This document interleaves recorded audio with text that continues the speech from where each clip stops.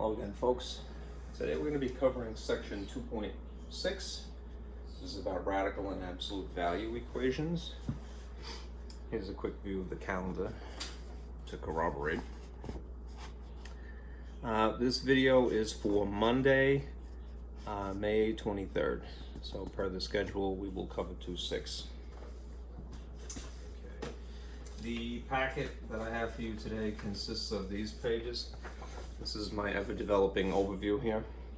I didn't add to this yet because this is the subject of today, but I did sort of try to improve this from last time, so we'll just call this version 3 of this overview. If you hadn't seen section 2.5 or 2.2 or 2.1, that's the material from those, basically. All right, what is new is this reference for different style of notations. Now, part of the reason I want to show you my overview again is because there may be some misunderstanding about types of equations versus notations. They're not exactly the same thing. Okay, they involve similar things, but one is a notation, a style of writing, another is a type of equation. So we have to make that distinction pretty clear. There's a page for that. This is a review also of different rules for exponents. All right, the power rule is going to be especially important now, but in theory, the quotient rule and the product rule are also important. All right. What happens when you have a negative exponent is also something to consider. Basically, that is why you write something in the style of a fraction. Let's see. This is just a review also of rules of divisibility. If you happen to be rusty, all right, on rules of divisibility, well, here's pretty much all that you would need to know. Notice that there's no official rule for 7. All right, but most people do it intuitively. They go, oh, I can divide by 2, right, if the number is even. I could divide by 5, and that is to say nicely, right? You could divide almost anything by anything, but you would get a decimal, you know, versus a whole number. So these are the rules of divisibility. They would be good in the long run to commit to memory.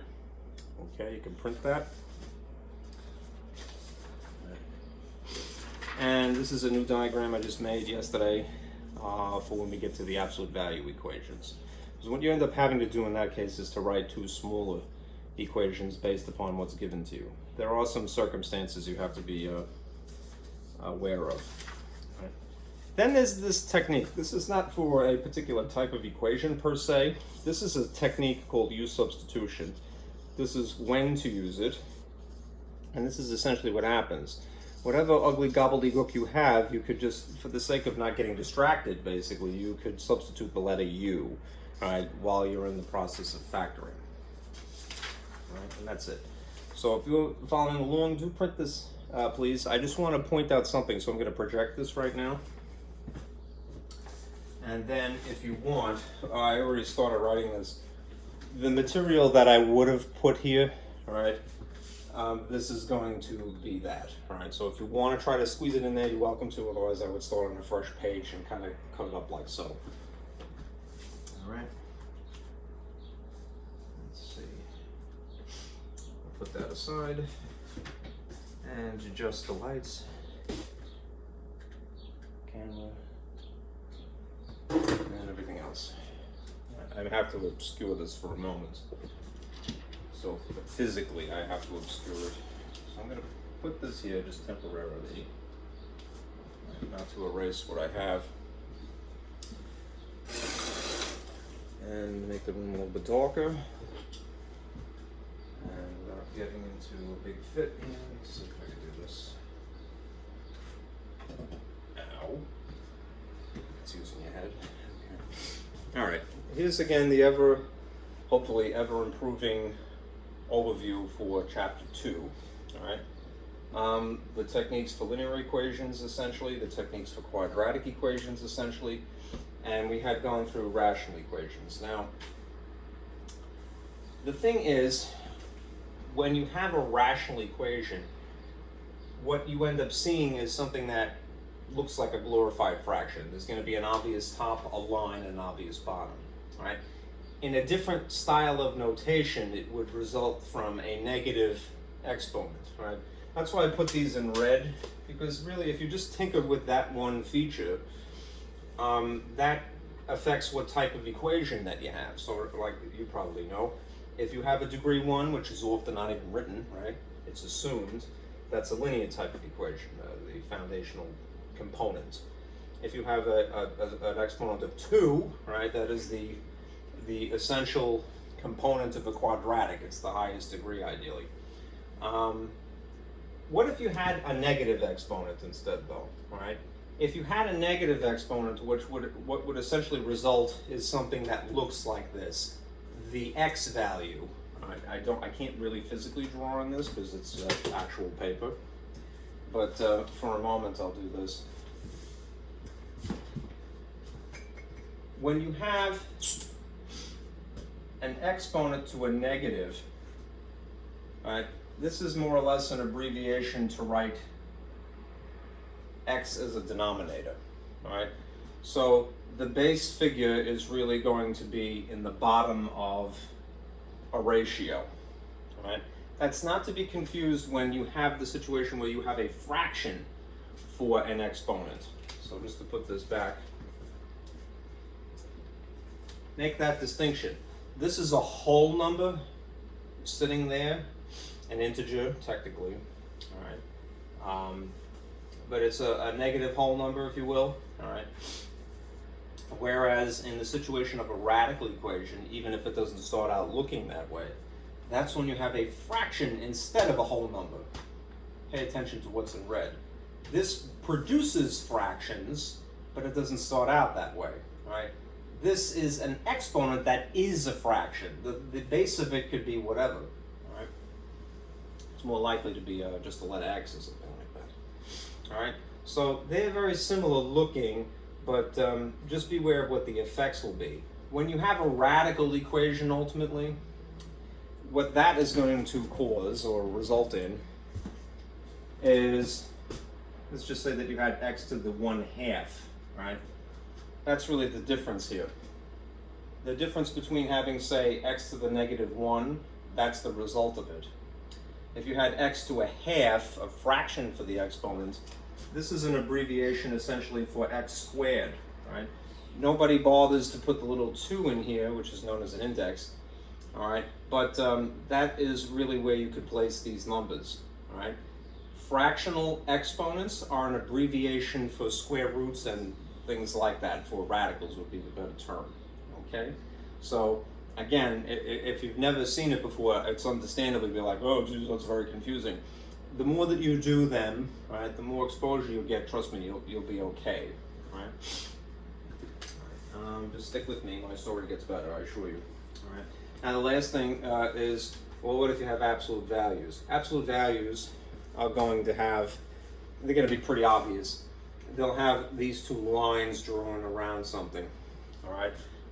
The modulus symbol, all right, is what that is referred to as officially. All right, so absolute value lines if you prefer. Okay, so there's a little nuance here, all right, and you're going to see all three types today actually, so don't sweat too much. All right, I may have to hang this, so let me get this out of the way. All right, I'll put that up there, and we'll continue. All right, and I'll turn the projection off now because you don't really need it just yet. I'm gonna burn out this board bulb probably. All right, now, insofar as the material that you might write here and here if you are inclined to, right? If you could fit it, right? Let me go over that right now. Okay. You know what, let's just keep this up because I'm going to keep on folding it. All right. Let me erase this. Okay. So the subject of today really is radical equations, all right? And because rational had been covered in section 2.1, weirdly, and absolute value equations, so the latter half of that same overview diagram, all right? The the integral component, if you will, of a radical equation ultimately is the radical symbol, right? And there are two features here that would be good to commit to memory as well. Let me get these markers out. All right, so let's keep messing around with it. All right, first of all,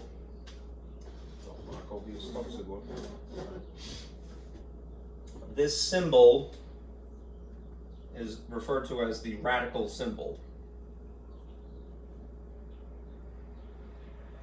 And the guts of it, what would be sitting in here, would be known as the radicand.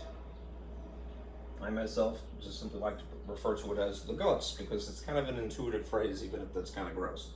All right. The number that is not always obvious because it's a square root.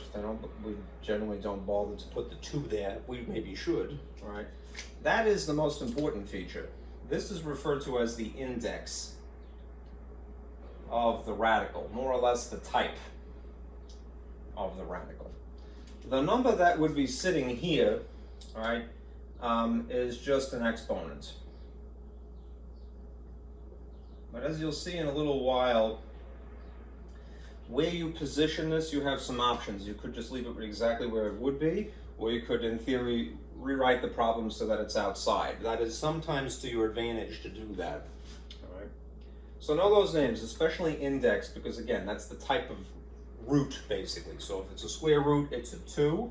If it's a cube root, then there would be an obvious 3 there. All right. Why not write the 2 to begin with? I think it's just because it's kind of the OG, it's the original concept. So anything that followed would have to be distinguished from it. All right. I like the idea of making things obvious. So I put my 1s for exponents. I make my decimal points obvious. I put plus signs. All right. The things that get left out. All right. Now just shift your focus over here for a moment. If you have an absolute value equation, of course they're going to have an equal sign somewhere in each of these. The integral component of that would be these lines, right? These lines are referred to as the modulus symbol, right? And then, to my knowledge, there is no fancy name for the guts on the inside. It's just whatever happens to be there. Anyhow, what does absolute value actually measure? Absolute value is a measure of distance, essentially from 0. All right. Direction, regardless, is basically irrelevant. All right, it's not under consideration. So what gets spit out of here as a result of having something in the inside is something that looks like a positive. Right? You should never, as a result of this, get a negative as an answer because we're just considering how far something is in reference to 0. All right, 0 being a reference point. All right. There's a fancier phrase for that, which I'm more apt to use, which is magnitude. That says a lot. To have a word, that basically summarizes that sentence is invaluable, right? So rather than saying, oh, it's the measure of distance from 0, it's the magnitude as a result of this. So don't do what people often do, which is they go, oh, it's always going to be the opposite of whatever is in here. No, that what could start in here is potentially a negative. But the result of this operation, essentially, is that you are going to get a magnitude. So you're never going to see a negative written out here. And if you do, don't even bother doing the problem. All right? There's no solution in that event. All right? Now, I left this sort of hole here, this bar here, because the strategy for dealing with either the radical equations or the absolute value equations is remarkably similar. The trick is basically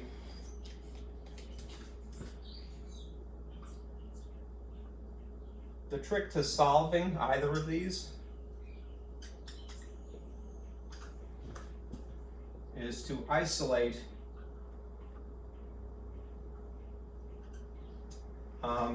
either the radical or the absolute value modulus to just one side of the equals, right? Sometimes you get problems that you have two radicals in them, all right? You basically have to kind of train your eyes to just pay attention to, say, maybe the left. I have a tendency to favor the left side of an equation myself, right? Same thing with absolute values. You want to just sort of break it up, okay?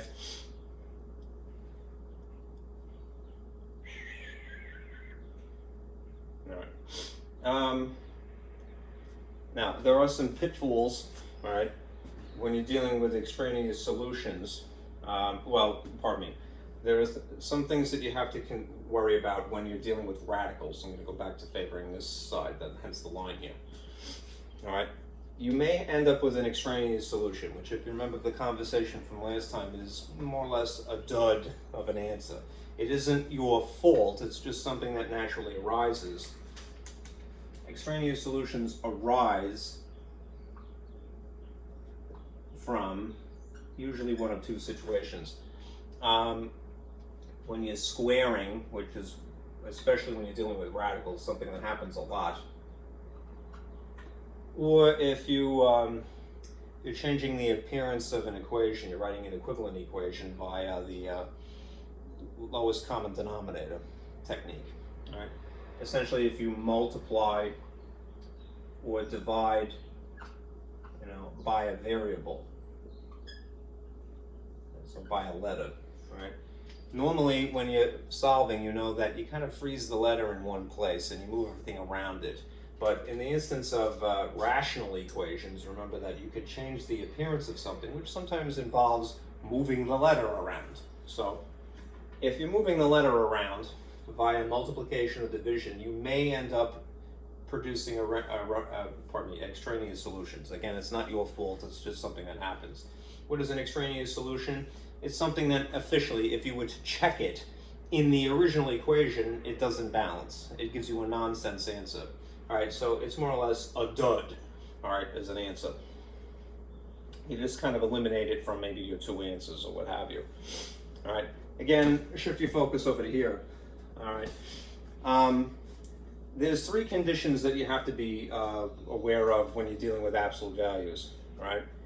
The more or less the normal case, all right? If you have some absolute value equation that equals what appears to be a positive something, all right? You're going to get two solutions potentially. All right. If you get an absolute value equation that starts out with a negative something, all right? Beware, if you have something that begins this way, like you haven't done anything to it, it was just handed to you like that, all right? There's going to be no solution, all right? And the logic behind that is that what is absolute value to begin with? It's a measure of the distance from 0, just to get that out of the way. Direction is irrelevant, all right? So it's never going to be a negative, all right, if it's just about the magnitude, all right? So if you see that, that means there's no solution, all right? If in the last instance you have a problem like this, the absolute value is set equal to 0, that just means you're going to have one solution. All right? You won't have to make any special arrangements. Okay. Yeah, just for the sake of some distinction, I'll put that in green. Okay.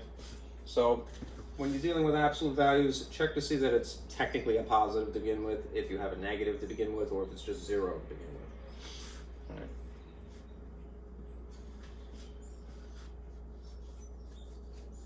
Okay.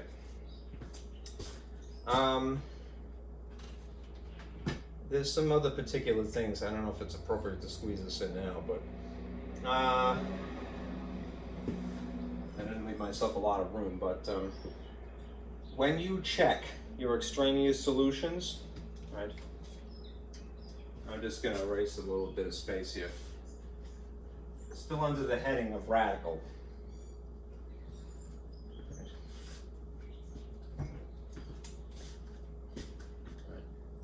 when you check for these extraneous solutions, right, which is essentially plugging the values calculated back into the original equation,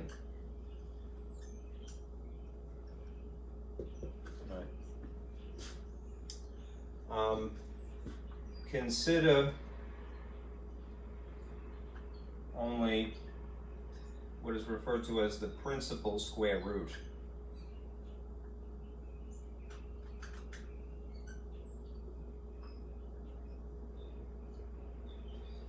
As the balance. You'll see what I mean when we get to that problem, right? The principal square root is essentially the positive. You know how a square root in theory could give you a negative or a positive incarnation. All right, the principal square root is the positive answer, basically.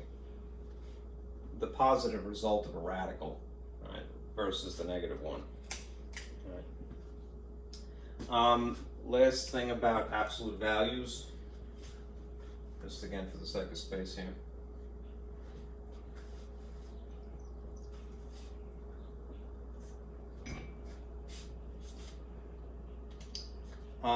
This is going to result in, you have to write essentially two equations a lot. Mostly, because there are those cases where you have a negative handed to you, in which case you don't bother. Right. So that's an overview of the material from today. Okay. Now, let me show you this slide about the notations that I was alluding to earlier.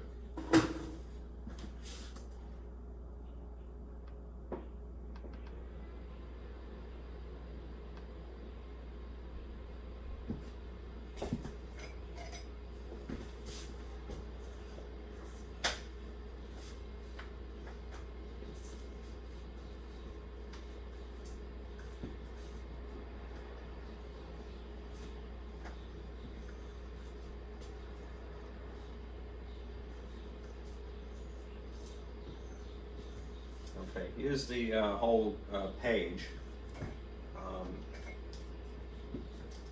This is when you have radical equations, when you know that, when given a radical equation, which again you would know by the equal sign, and that there's some kind of a radical symbol, right?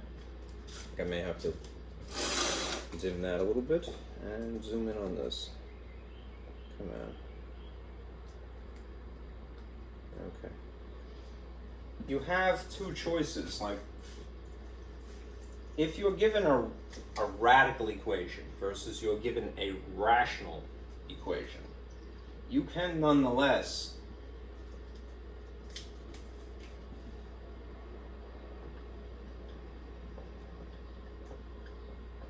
write in either the radical notation, which is a style of writing, right? Or you could write in the rational notation, right?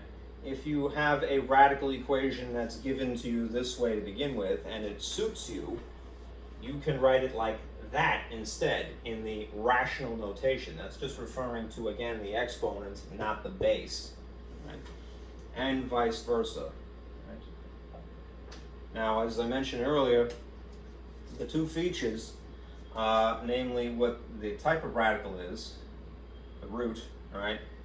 The index figure, that would be the little number tucked into the little check mark here, all right?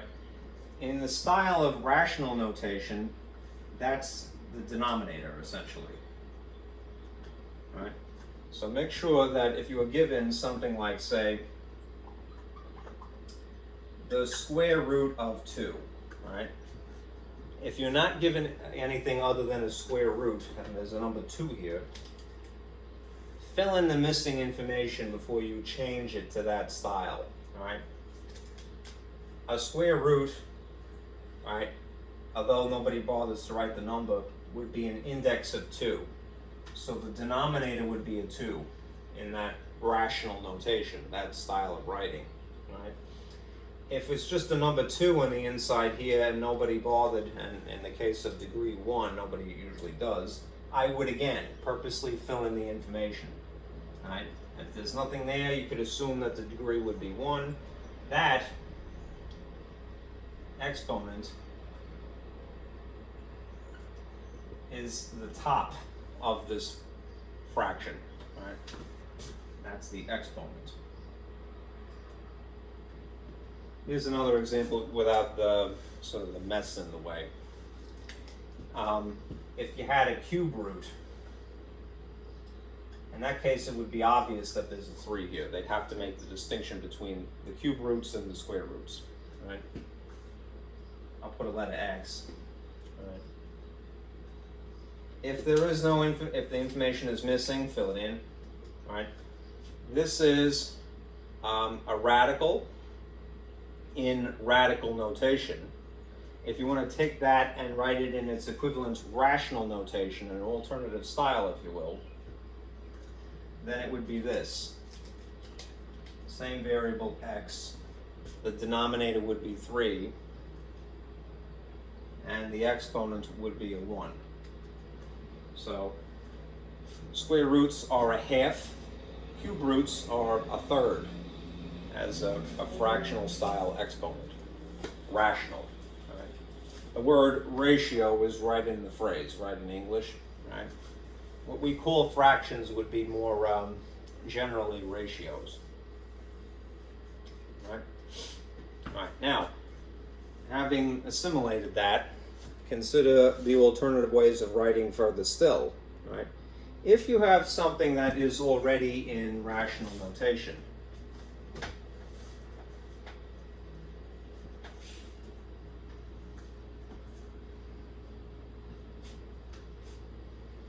and here's the model again.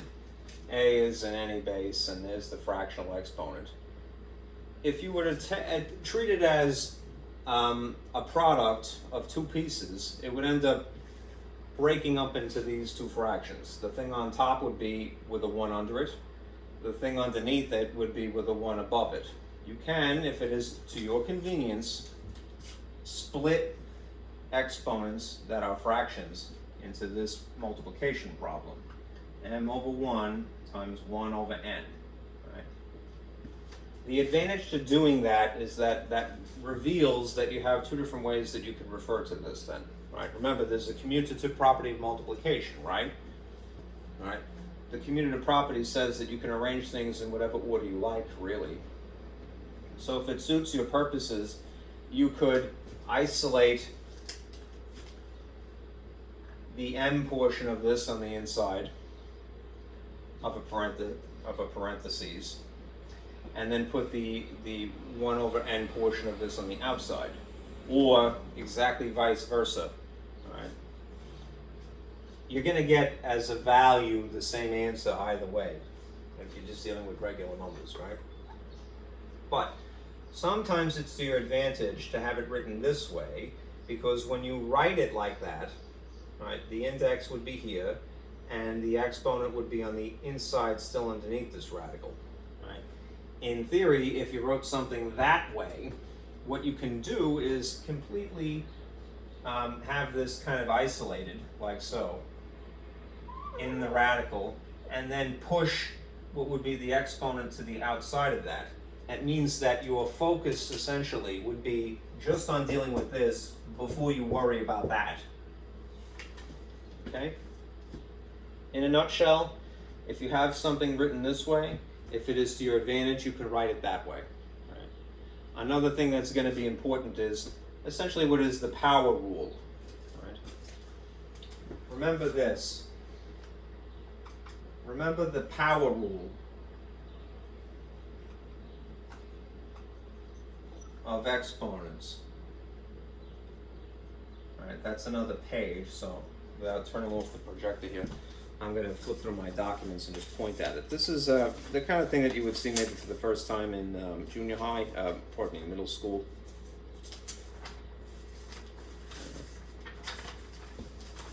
So here's a summary of some rules for exponents, and I'm referring to this. When essentially these granted are, when these, in a situation like this, when you see something like this, there are whole numbers adjacent. There is exponents 3 and 2 is the example I have. If you have an exponent raised to an exponent, they can be multiplied. Right? That's why the summary here, the abbreviation, if you will, for this type of a problem is x to the 6th. Right? Well, the same would be true for fractions, if necessary. Right? If you take the time to split them apart and acknowledge that they're being multiplied, this is an exponent raised to an exponent. That is essentially the power rule of exponents. Right?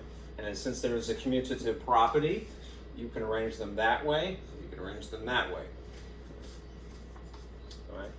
Keep this on hand because it may be helpful. All right? Now, as the last thing here is some theory. All right?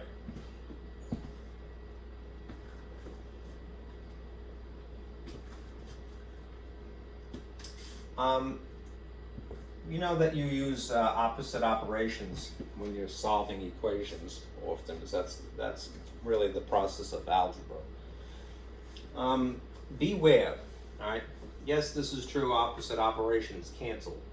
But if you happen to have this situation, I'm going to write it, an even integer index, nobody bothers to write the 2, but I will, and just coincidentally, an exponent of 2 in here, all right? Yes, that would be the effect. One would cancel the other because they're opposite operations, but you have to be careful of something, all right?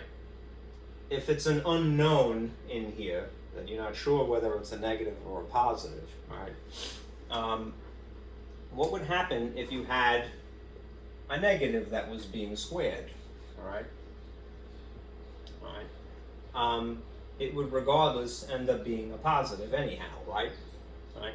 So what I'm getting at is that you have to be, a lot of times when you look at solutions in the back of a book, they will write this as a technicality. They will put the absolute value lines around the solution to indicate that you're gonna have to make sure that this is a positive answer. It's a magnitude really, all right? So if you see a negative sitting here and you go, well, opposite operations cancel, that's true.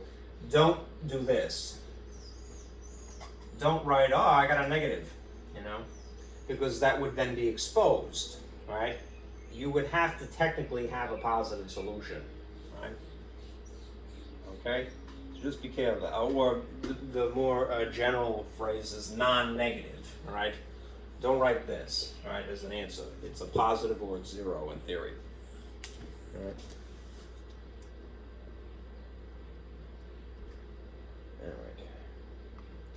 Now, let's do some examples. I should probably just leave this remote here. Lighten up a little bit.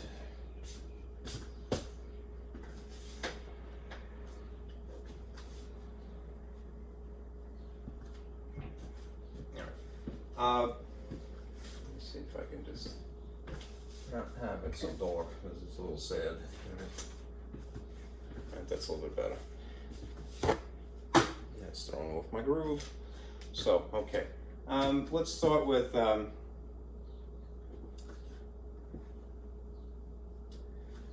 evaluating.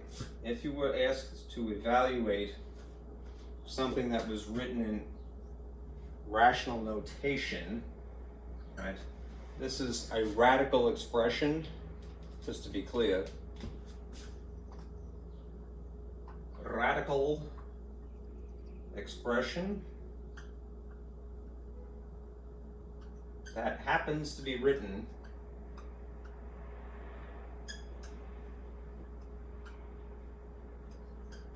in rational notation. Remember, notations are styles of writing, essentially. Right? Just, if you're going to evaluate this, right, translate it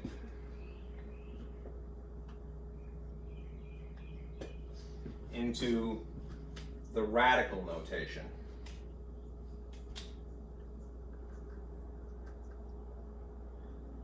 and then if necessary move the pieces around, well, one of them at least, to your advantage, right? The base number would still be here, still a base, right? The index is the denominator, which means that it would make this a cube root, right? And then the top here is just an exponent.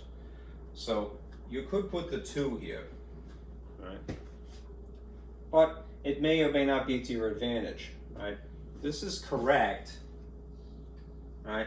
But they're asking you to evaluate, which is essentially get a satisfying number as an answer that's not that ugly, right? So you have a couple of options. You could leave this exactly as you see it and try to muddle through, or you could write it like this instead. Deal with the exponent of 2 later as an afterthought, right?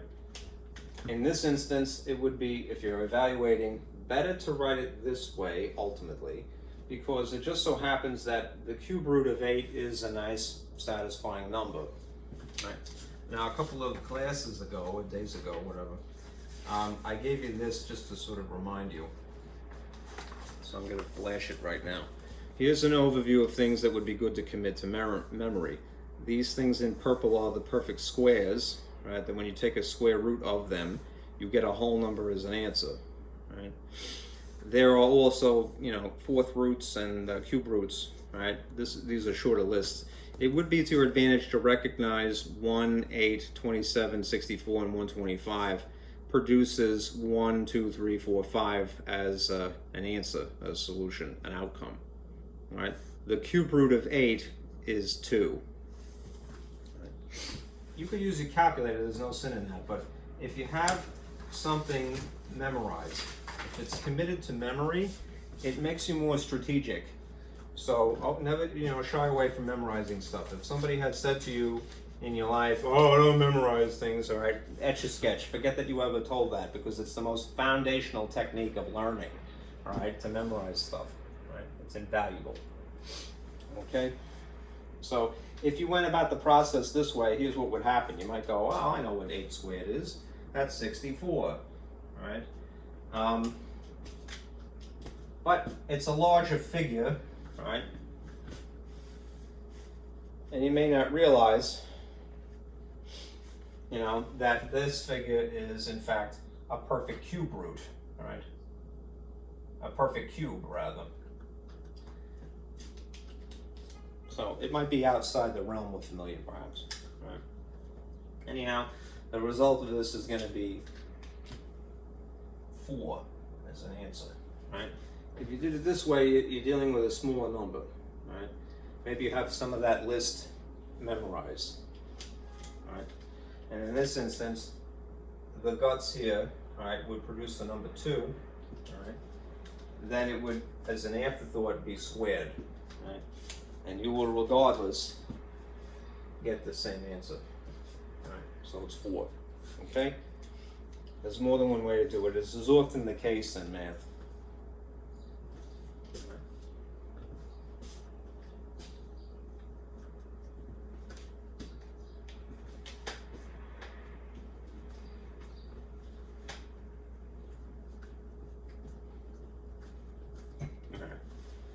Here's another one, just to be aware.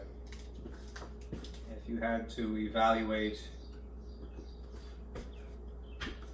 64 to the negative 1/3, all right, there's 2 things going on here at the same time. All right, there's the situation here, just to refer to this reference, where you have a negative exponent, and on top of it, it is also a rational exponent.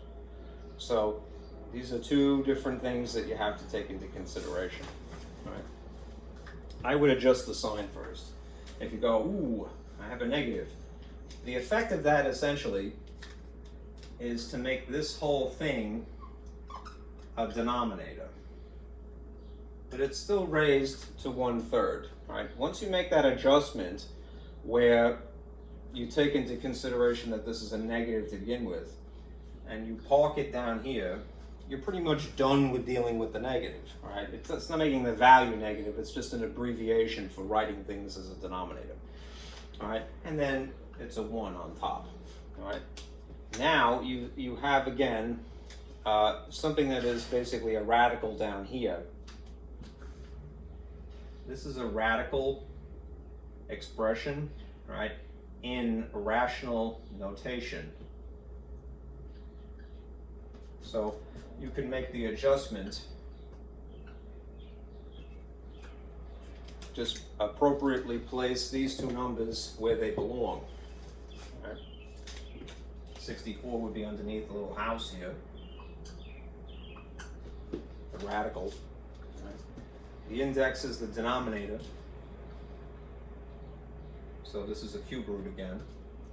And then this happens to be an exponent of 1. Which is not too scary, right? It doesn't even have to be written. Meanwhile, there's a 1 up here still. Right?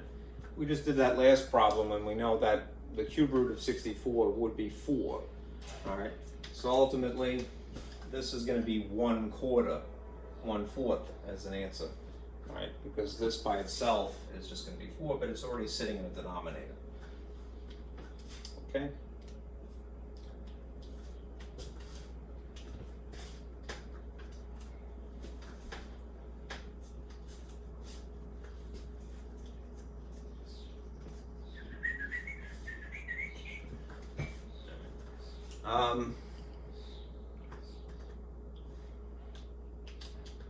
Now we get into equations. If you're going to solve, if you see that word, that is already implying that you're having an equation, rather than when you see the word evaluate in English, that means that you're just dealing with an expression. So, say for example you had this, x to the 5/4, right, 5/4, right, is equal to 32. Right. The technique for this, and there's more than one way to do it as well, but one is definitely more cumbersome than the other.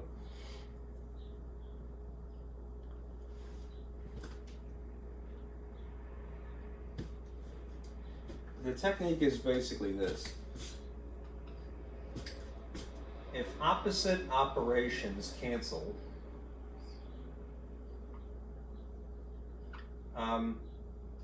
raise the exponent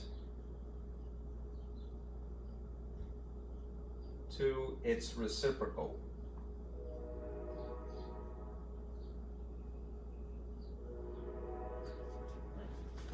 If opposite operations, which is the basic technique from linear equations, right? They induce a cancellation effect. And what you want to do is raise an exponent to its reciprocal. And remember, reciprocal is a fancy way in English of saying something flipped upside down, right? That will produce a cancellation effect as well, all right? When you do that, maybe unbeknownst to you, that is essentially the power rule again. Right? So in this case, if you have x to the 5/4, the reciprocal of 5/4 would just be that written outside like that. I hope that's in the frame. Do you remember the other cardinal rule of algebra? How do you get away with anything? If you did something weird here, do the exact same weird thing here. So 4/5 here, right?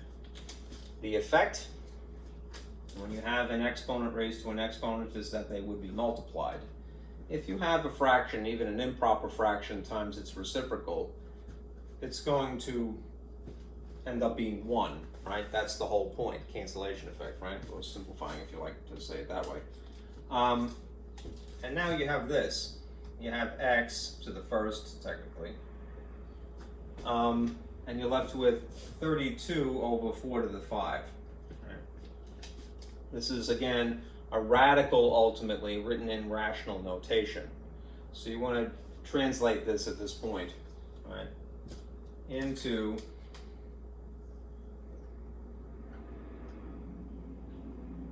a radical, an obvious radical, still equals x. The 32 still goes in here, and you have to appropriately place these two components, right? So if the denominator is a 5 now, this is the index. This is a 5th root, which is weird, but it is correct, all right? And then the 4 would start out here. Right?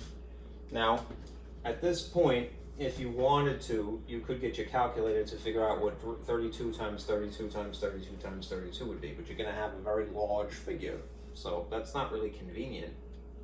What I would do in this case is take advantage of the option of writing this outside of it.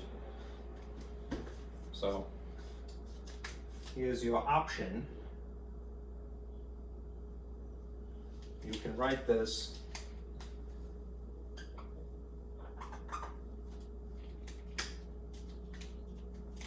like so. 32 here. This is a 5th root, and the 4 is on the outside, meaning that you would deal with that as an afterthought. All right. Now you might say, well, geez, how does that help me? This is actually perfect, the 32, although it's not something a person memorizes per se. This is a perfect 5th root, right? A perfect 5th, I should say. All right. If you take the 5th root of that number 32, you're going to get whole number 2 as an answer. Right? You could verify that with your calculator, right? Just to show you at this point. When you want to use your TI-83 or 84 to give you, weirdo things like this, right? There's a button here. There are, if you see in blue, square root. There's an option, so you hit second and then hit x squared to get the square root. But if you want to get some other type of root, you might press math. And you have cube root in here, but you also have this option 5 here where you have the x as a variable, meaning that you could institute, input any sort of type of radical, right? So if you hit that option 5, right? I should have hit the 5 first, I'm sorry. You have to strategically go, well, it's going to be a 5th root, and then you do this, and then you choose 5. And it tucks it into the corner for you ahead of time, right? Then you press 32, and it gives you what it's supposed to be. 2 times 2 times 2 times 2, right? 5 2s would give you a 32. If the square root is asking you what are the 2 identical factors that make the radicand, then a 5th root would be asking you what are the 5 identical factors that make the radicand.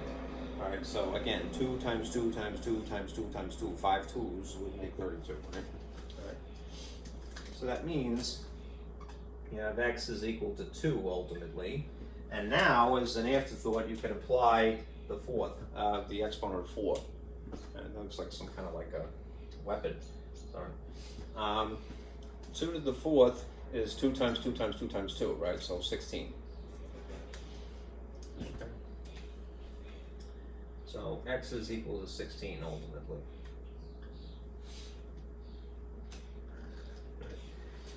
Incidentally, if you wanted to, there's another option in your calculator that you can take advantage of. Let me show you this really quickly. If you want to enter something in the style of a fraction, say that you wanted to, starting from here, there, 32, 4 to the 5th, 4 fifths, right? 4 fifths. You could enter things in the style of a fraction 2 ways. Let me start with the base. Here's 32. That's not clear, sorry. Clear. There you go. 32. All right. Then press the caret symbol, right, to give you an exponent, and then go through the math button again. Scroll over to num, and if your software is up to date, at the very bottom there is this option, n/d, so for numerator and denominator. So choosing that, it allows you to intuitively enter things in the style of a fraction. Right? So you would have the cursor where it's supposed to be. You put a 4 there, and you put a 5 there. And then you hit enter, and you see what the solution is, 16. Right? You might say, why did you do that to begin with? And that's a good question, but when you have harder types of problems, you need some kind of foundational technique. So, I mean, I don't give you things to bother you.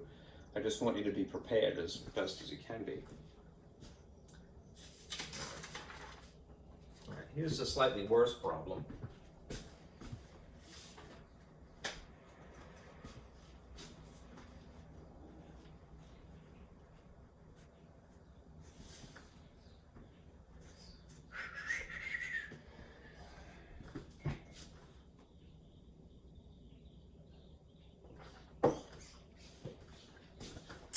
Suppose you have 3 times x to the 3/4 is equal to x to the half.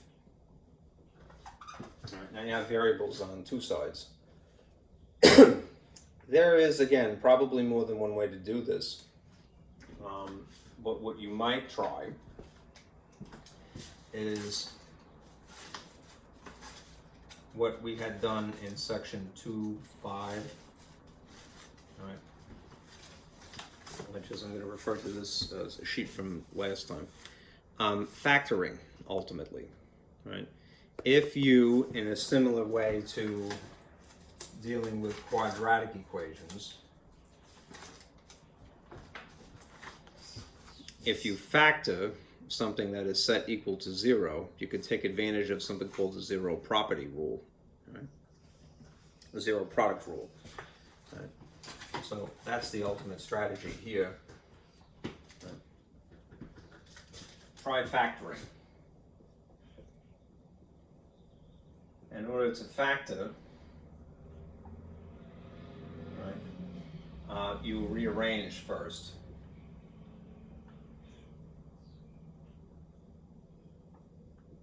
Set equal to 0. Right? In other words, don't just accept the way things are given to you. Manipulate, right, algebraically. If you want to pull this letter over here, that there's 2 x's on the same side, then you can factor. So, how would you do that? Well, build a table like this. Acknowledge that this, if it's not written, would be a positive, and then justify pulling this from here over to the opposite side of equals via opposite operation. So what's the opposite of adding? Subtracting even something ugly, right? So that you have this and this, right? This might be a little intimidating, but don't be, right?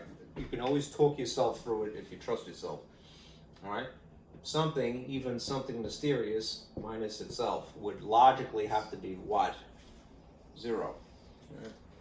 So this would cancel entirely, leaving you with 0 on one side, which is good when you're trying to factor, right? When you're trying to solve, right? And now you're just going to write these things that are stacked vertically, more or less horizontally. So you have this. 3x to the 3/4, right? Just to keep it in the same color, minus x to the half. Okay. Now,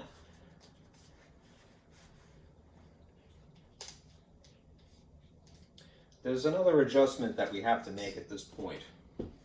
So I'm going to put that here. If the bases are the same and the indices match, right now they don't, we can proceed in factoring. We can factor. And in the case of factoring, the technique of factoring would be some monomial GCF sitting outside of a parentheses, and maybe some leftovers on the inside of a parentheses. They're just reduced somehow. All right? That is the most basic type of factoring. Again, not to drive you crazy, but here's that sheet from last class that incorporates different types of factoring methods if you hadn't seen it. The most basic factoring technique is the GCF factoring technique, and it essentially looks like this: something outside of a parentheses and something left over on the inside of a parentheses. You do have to figure out, though, what would the GCF be, right? It is a monomial, generally. Okay? So, there's some important nuance to this. Let me just emphasize. If the bases are the same, meaning are they both x's? Good, all right? But in a situation where you have fractional exponents here, before you start ripping things apart here, you really need to have them matching indices, right? The index being the denominators, right? The denominator here is 4, which makes this a fourth root, right? That's a fourth root. The denominator here is a 2, right? This is a square root. They don't match, right? But perhaps you can upgrade the fraction like you would maybe in grammar school, right?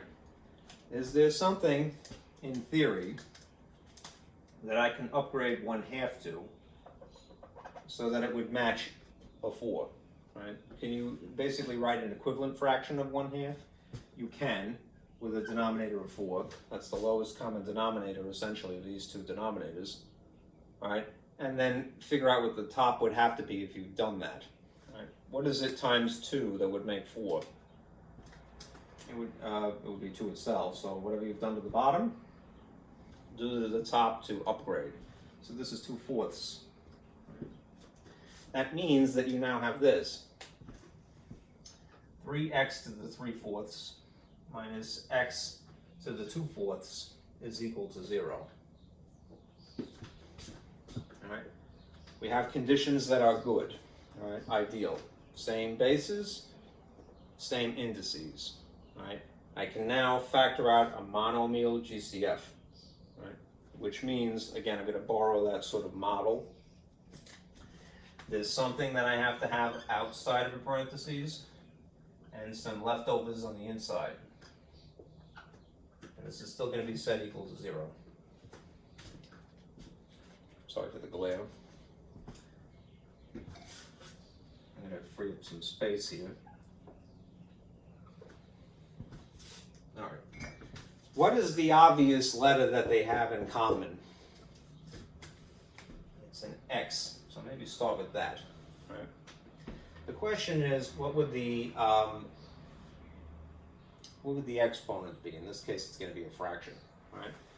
Remember, when you're looking for GCF, right, and this is again another slide from last time. You can see why it is important not to skip things. When it comes to letters, you want the lowest power of each matching letter. So in the example of, say, comparing x cubed to x squared, what is the most that they would actually have in common? Ironically, the smaller power, right? The smaller exponent, x squared, the whole thing is a power. So x squared, the lower power of the matching letters, right? So we have the same indices. This is 2/4 and this is 3/4, right? Which is the smaller fraction, essentially. That one. So therefore, that is the exponent that would go here. Right? Then there's the question of the coefficients. If this x doesn't have a coefficient, you would assume it's 1. All right, and the coefficient there is a 3. What would be the number that goes here? Technically, a 1, which you don't have to bother writing if you don't feel like. Right? That letter is sufficient. All right, now you got to sort of work your way backwards. X to the 2/4 times what would be x to the 3/4. Right? This can get a little confusing because you may be rusty on your rules of exponents, which is why I've added this. What happens when you multiply bases that match? You add the exponents. So, like, for example, x to the 3rd times x squared would be x to the 5th. All right, we're not using the power rule now, we're using the product rule. The product rule. All right. So that means the amount of x that would be sitting here in the inside of the parentheses would be the balance of, well, the difference of 3 minus 2, which is 1/4. You have that. All right. We do have to remember, since there's only a coefficient of 1 here, 1 times watt would be 3. It would be 3. So I'll just put that in a different color. Okay.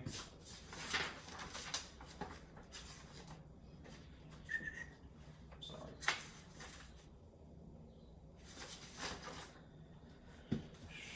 And now we take care of the other term here.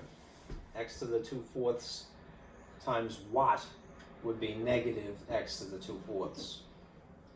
It would be minus 1. This is now factored. And since it's set equal to 0, like the techniques from quadratics, we could apply the zero product rule at this point. It's very important not to skip things, right, in math, right? Now, not to go off on a tangent, but this is an important thought, right? If you don't have your multiplication tables committed to memory, and many people sadly do not, all right, it's not that you can't use a calculator, but it makes you less strategic, right? When would you have learned multiplication tables? Maybe 3rd grade, right? If somebody in your life said to you in 3rd grade, don't worry about it, right? That's doing a student a serious disservice, because math, unlike other subjects, is very developmental, right? If the foundational information is not rock solid, right, it makes doing things upon which that is built so much worse, right? So I'm not saying this to offend anybody, but if you feel a little sketchy, I totally get it, and I wouldn't blame you. All right, but realize what you have to do. You have to memorize some stuff, all right? Or at least be aware that there are rules that you would have to apply. All right, so have the references close at hand. Okay, I need the space. So now I'm going to erase this, and I'm going to apply the zero product rule, the foundational technique, technically at this point, from section 2.5, all right, when we deal with quadratics.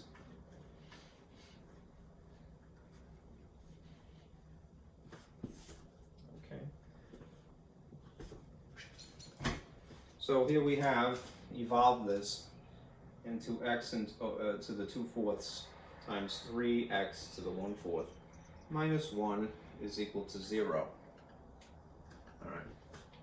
When you apply the zero product rule, again, it's giving a name to a technique, to something that you intuitively know. That two things, I'm going to purposely put this in a set of parentheses, is just to make it an obvious factor that's being multiplied by a different factor. Right?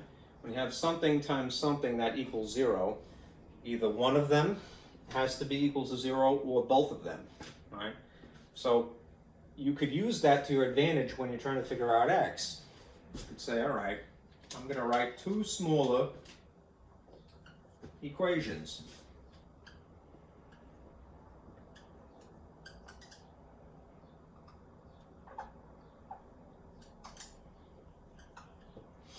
Which is this.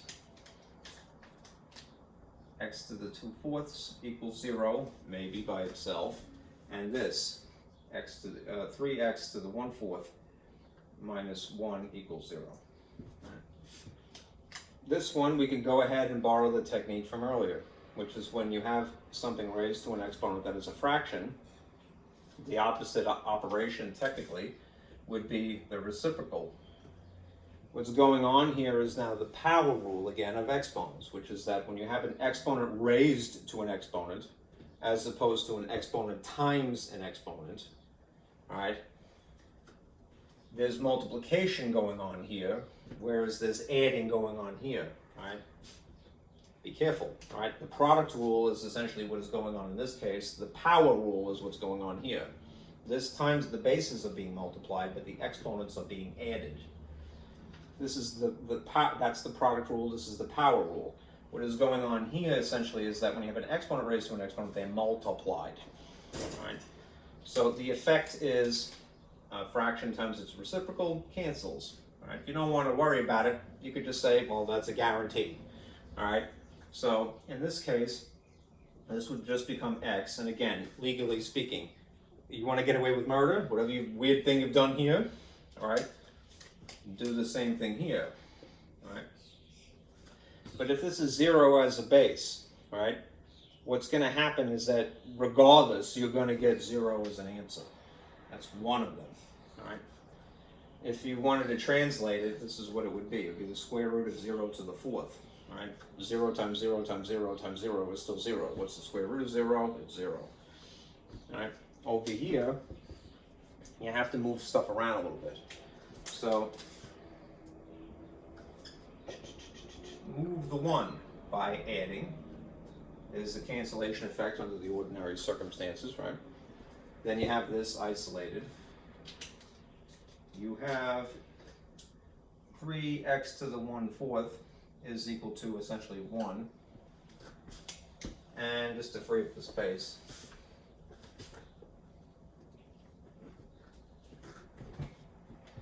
you could do, move the 3 now. This is a coefficient of 3, so if you want to justify moving 3 from here to here, you divide by 3, cancellation effect. And now you have this. X to the 1/4 is equal to 1/3. And now you have a similar situation to earlier, which is again opposite operations, and in the case of fractions, it's the fraction flipped. All right, 4 to the first, 4 over 1, or you could just write 4 technically. And if you've done it here, do the same thing here. I'm just going to write it as 4 because it's easier. All right, this would simplify. Your other x would be, in theory, the outcome of 1/3 raised to the 4th. Now remember, again for reference, if you're rusty on exponents, there's something called the quotient rule. And then there's the quotient to power rule. When you have a fraction that is being raised to an exponent, it's more or less like distributive property. You give the exponent to the top thing and to the bottom thing independently of each other. So, I always draw little visual cues for my own sake. I have little arrows. That is affected by this and that also. Right? So that would be 1 to the 4th more or less over 3 to the 4th. Right? Ordinary multiplication, really, it's 1 times 1 times 1, which is 1 on top, and 3 times 3 times 3 times 3, which is 81, the way it works out. Right? Those are the two solutions in theory.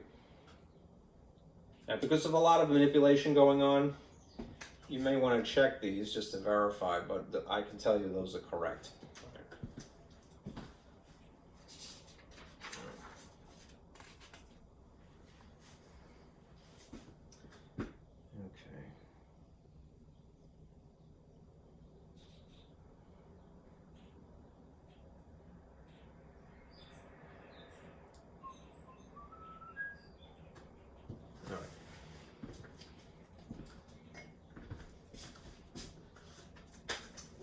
Free up the space.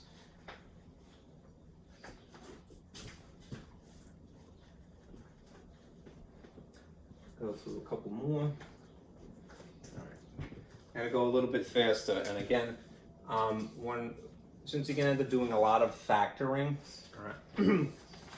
Again, please refer back to this if you feel rusty. And again, I'm not faulting you for that, but this is from last time. There's various factoring techniques, right? These are the two essential ones, and then these are basically models that you would memorize. The perfect square trinomial, the difference of two squares, the sum of difference of two cubes. All right? If you can get something to look like that, or that, or that, they would factor these ways, this way, or these ways. Okay? What you're going to see eventually is factoring by grouping just by itself, which is when you have a 4-term wide polynomial expression. Okay. So I'll mention as we go through it. We're going to solve again, a lot of solving. These are equations, of course. 5x to the 4th is equal to 80x squared. All right.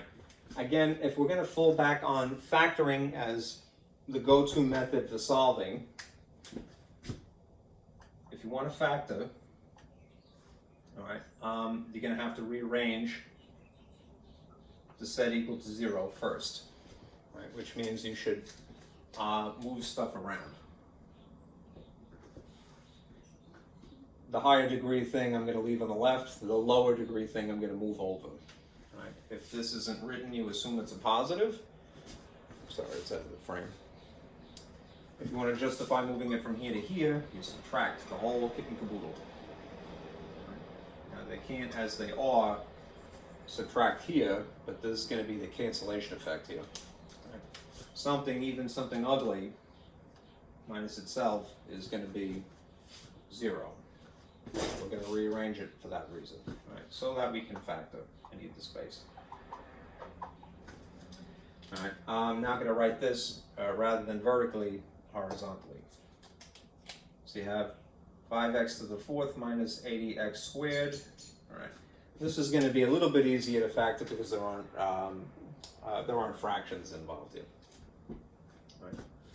So if we go to the most basic technique, which is, again, where you should always start when you're factoring. The most basic factoring technique is when you identify some common component of these and you write it outside of a parentheses, right? Technically, this is a monomial greatest common factor, right?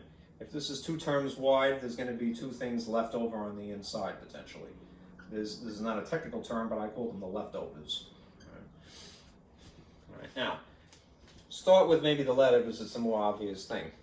What is the obvious letter that they have in common? X, right? The question is, how much X do they have in common? When it comes to greatest common factor, we want the lower example. So the lower power, the lower exponent here is the power x squared. So it's x squared here, right? Insofar as the coefficients are concerned, what are things that are 5 and 80 both made of? Right? They're both made of the number 5. So that's the number that sits here. Right? That's the monomial GCF. That is the most that they have in common. Now the leftovers are the things that they would not have in common. 5 times 1 would be 5. You could put the 1 there if you like. All right? More importantly, perhaps, x squared times what would be x to the 4th. Right? Remember, when you're multiplying bases, you would add the exponents. So this would have to be x squared, all right? Because 2 plus 2 is 4, right? 5 times what would be negative 80. That's a little bit harder a question, but if you divided this by 5, you can tell, right? 1, 3 would be 16 apparently. And the sign would have to be negative, all right? X squared times what is itself. You don't have to write anything. It's already accounted for, right? This is factored, but it's only factored part of the way. Now, when you have exhausted to be strategic, when you have exhausted factoring in the most basic way, then you move on, then you move on to more sophisticated techniques. Now, often that is AC product pairs in tandem with factoring by grouping. If at this stage, not to talk you out of it, right? Or I'm sorry, I'm choking on the pollen outside. My window is open. If you happen to recognize that this fits one of the models, and it does in this case, you could opt for that immediately, right? When you see a binomial that is separated by a minus, a little red alert might go off in your head. Just confirm that they're both squares here and here. And if that's the case, that's the model. You can have nearly identical factors ultimately, but they have a different sign.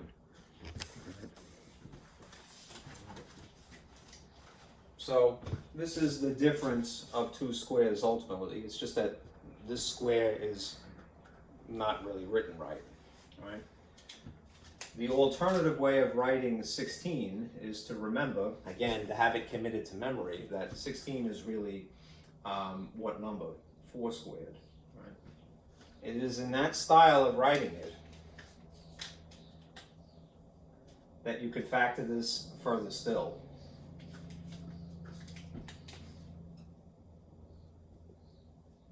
Right? Because now this is the difference of two squares, which by itself means it would factor like this. Nearly identical binomials, except for one of them being a positive and one of them being a negative in between. Right?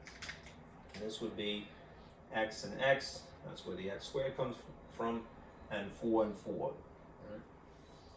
Meanwhile, there's this monomial factor out here, which it doesn't have a parentheses, but if it makes it more obvious that it's a factor, I would write it that way. And meanwhile, this is all set equal to 0. All right, now, since they're completely factored, you have three factors, a binomial, and in this case a monomial, all set equal to 0. Maybe that is 0 by itself, maybe that is 0 by itself, maybe that is 0 by itself. Right? Use the zero product rule.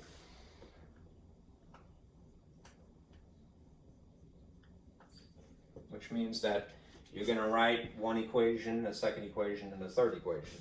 Equals 0 equals 0 equals 0. Right?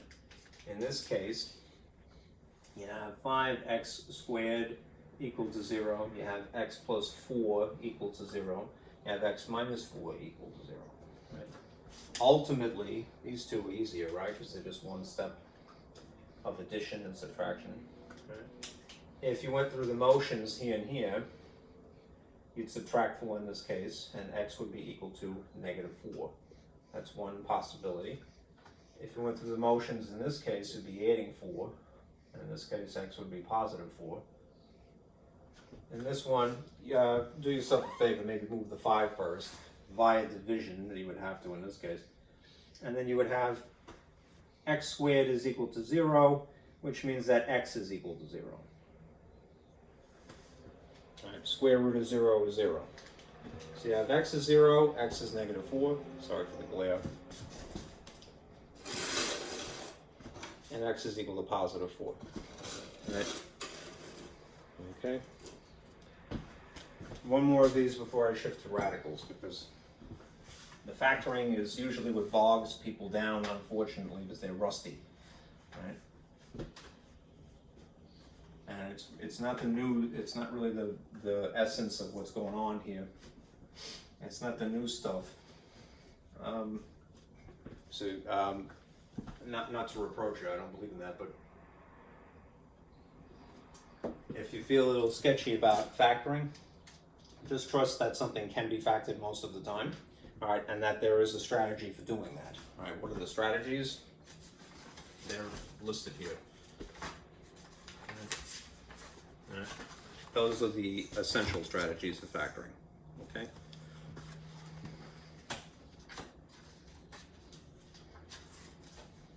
Yeah. Now, and this is a good example of this next one, because this is something when you have a 4-term wide polynomial to start with.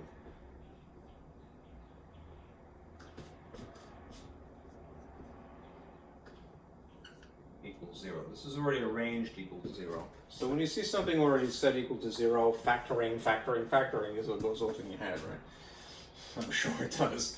All right. Just be able to recognize that, oh, well, this is how many terms wide. This is 4 terms wide.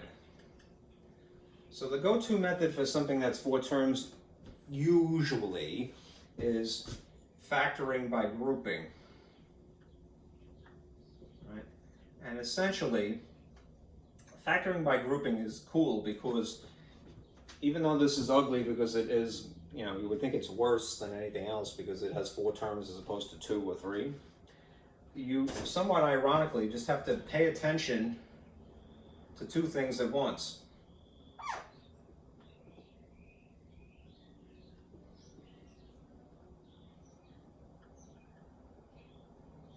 At a time. All right, what I do is, again, I always draw these little visual cues to myself. If you have to, in worse problems, that you have to sort of move the parts around, not algebraically, just as a convenience, just scoot them over here and there, you can do so, but in this case you don't have to. So I'm going to put a little dashed line here. This is already set, good to go. Pay attention to just these two things, all right? Factor them. Then shift your focus over here and pay attention to these two things and factor them. Again, in each of these cases, what you're going to do is you're going to try to figure out, well, I'm going to go to the most basic technique, which is factoring out a monomial, something outside parentheses, and then whatever the leftover chunk is on the inside. And essentially the same thing here. Right? You are hoping for something to happen. When we get there, I'll specify. But just start with this. All right? What is the obvious letter in common here? It's x. How much x? The lower power, 2. The whole thing is the power. The exponent is 2. Right? X times what would be x third, just x first technically. X squared times what would be itself, plus 1. Right. Now over here, what I would do is, if this is a minus, start with that. All right. What is the obvious number in common? It's 9. 9 times what would be negative 9x. X to the first, technically. This is good. Negative 9 times what is negative is itself. Plus 1. Now, what you were hoping would happen did happen. All right? And what you're hoping would happen is this. When the inside of these parentheses, the guts sitting here and here, are an exact match, and they do indeed have to be exact. Right? That means that the terms are the same terms and the signs are all appropriate. The way that this fact is, if this is an exact match, then the model for factoring is this. The match gets its own parentheses and you only have to write it one time. I know that there's 2 of them, but it's a binomial common factor in this case as opposed to a monomial. And the things that are on the left and immediately on the outside of these, I call them the left outs personally. There's no book that will call them that. They get their own parentheses. So, what's the match? Simplified, it is just x plus 1. The left outs would be x squared minus 9, which coincidentally is the difference of 2 things that are being squared. It's just that 9 is not written well. This 9 is really 3 squared. Right? So that means that your factors ultimately are these. X plus 1, x minus 3, and x plus 3. Because the difference of 2 squares factors that way. They're still equal to 0. And now you apply the 0 product rule again, which means that maybe this factor is 0, maybe this one is, maybe that one is. X plus 1 equals 0, x minus 3 equals 0, x plus 3 equals 0, potentially. All right, so in this case, you would subtract 1, and you get x is equal to negative 1. Save that.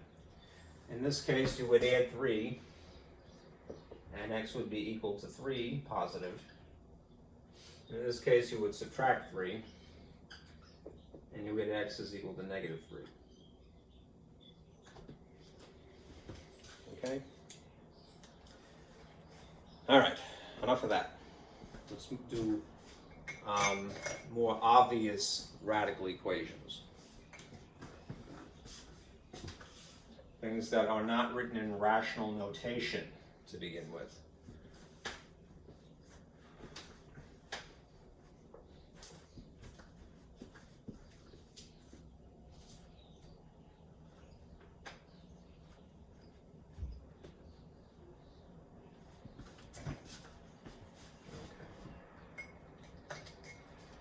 So suppose you had this to solve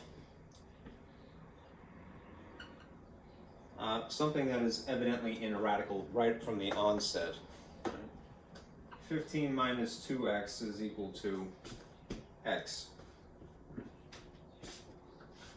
This is really what I was alluding to earlier. Right? We want to make sure to isolate the radical to one side of equal. It already is in this case. Why? Because we're going to do the same thing that we had. Now, if it were written in rational notation, this would be encapsulated in parentheses and it'd be a half written here. And then by this point, you'd probably go, all right, I'll multiply by, I'll raise it to square because they're opposite operations. Well, you are going to do that again. You're just writing it in radical notation now. So, what is the opposite of a square root? The opposite of square root is squaring. Okay. So if I write a 2 here, all right, the effect is that this is going to cancel that. All right. You just have to be careful that you duplicate what is here, there, and at the same time balance, right? You can't get away with anything unless you're consistent. So if you've just arbitrarily squared here, make sure that you do the same thing to the opposite side, right? I'm gonna need space.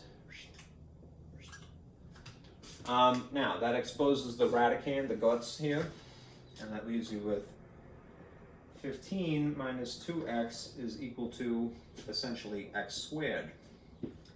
Now, at this point, you see that you have something that's simulating quadratics, right? You could bring this x squared over here if you want to set it equal to 0 that way, but it would probably be to your advantage to actually move these two things over to the right instead. Why? Because the thing up in the front you would be easier if it's a positive, and since it happens to be starting that way as a positive, there's no sign written here, leave that part, all right?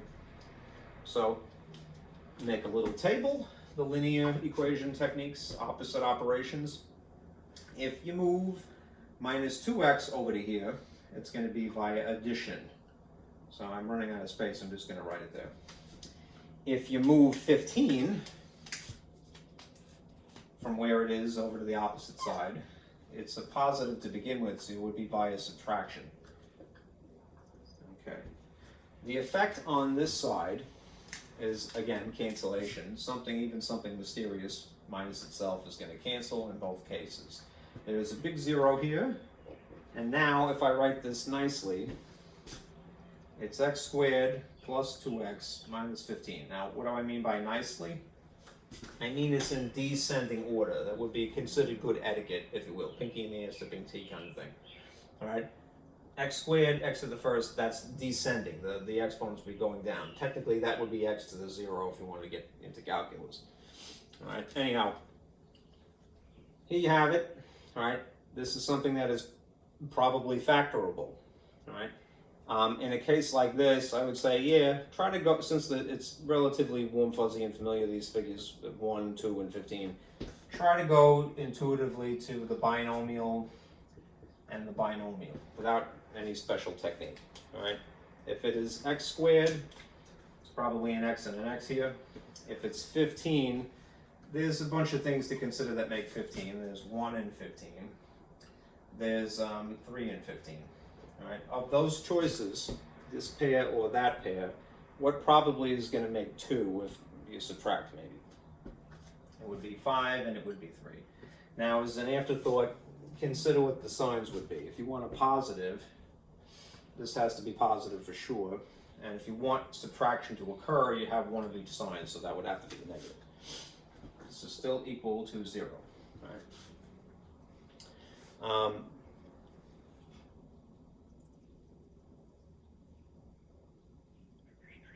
Okay. Now, again, you have these two factors. Now you can apply the 0 product rule, so maybe x minus 3 is equal to 0, or x plus 5 is equal to 0. In this case, the linear equations that you would end up with would involve adding 3, and x would be a positive 3.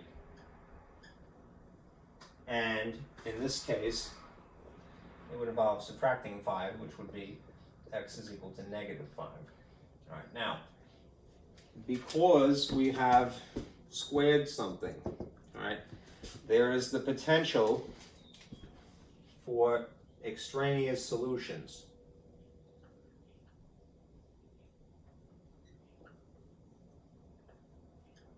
All right. So what we really should do is now check these values that we've calculated in the original problem and see if they produce the result that they should. All right. Now, I need a little bit of space to do that, so I'm going to erase a little bit. I'm going to erase my little alterations firstly.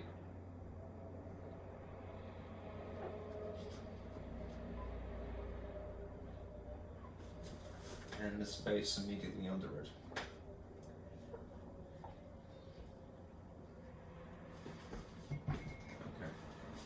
Now, if I'm going to check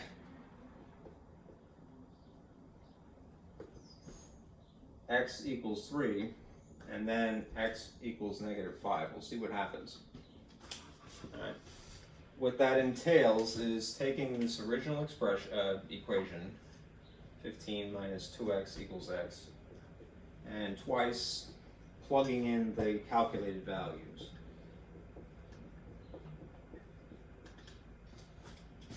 And so in this case, I'm going to insert 3 there, and technically there. And in this case, I'm going to put -5 and -5. Do remember, when you're checking extraneous solutions, checking for extraneous solutions, you only consider principal square root. Okay, even in spite of what theoretically is possible, we just want the principal square root, which is i.e. the positive outcome, okay, to see if there's balance here. Okay, so you have 15 minus 2 times 3, you do the multiplication first. Sorry for the glare. All right. This is 6. This is 15 minus 6, which means that it's the square root of 9. On the opposite side is 3. The square root of 9 in theory would be positive and negative, right? But we only consider the positive, right? The principal square root. All right, so this is a 3, and there's a 3 there. So this one's good, right? This one is, we've substituted -5 and -5. This is essentially -2 times -2, which is positive 10. 15 plus 10 is a nice number, it's square root of 25 then. All right, and again, even though it is theoretically possible, when you take a square root that it's a positive or a negative, we only consider the principal square root. So, what's the square root of 25? It's positive 5, right? This on the opposite side, in spite of the theory, is negative. So these are not equal. That means that this is a dud. That is extraneous, right? Again, where do these extraneous solutions arise from? In the case of radicals, squaring, right? In the case of rational equations, it comes from manipulating by moving the variable around a lot, right? So you do have to check, okay?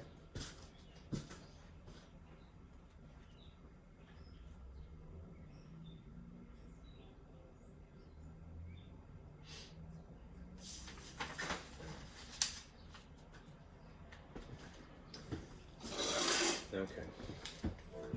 Here's one where you have a lot of radicals. I got a whole lot of radicals going on.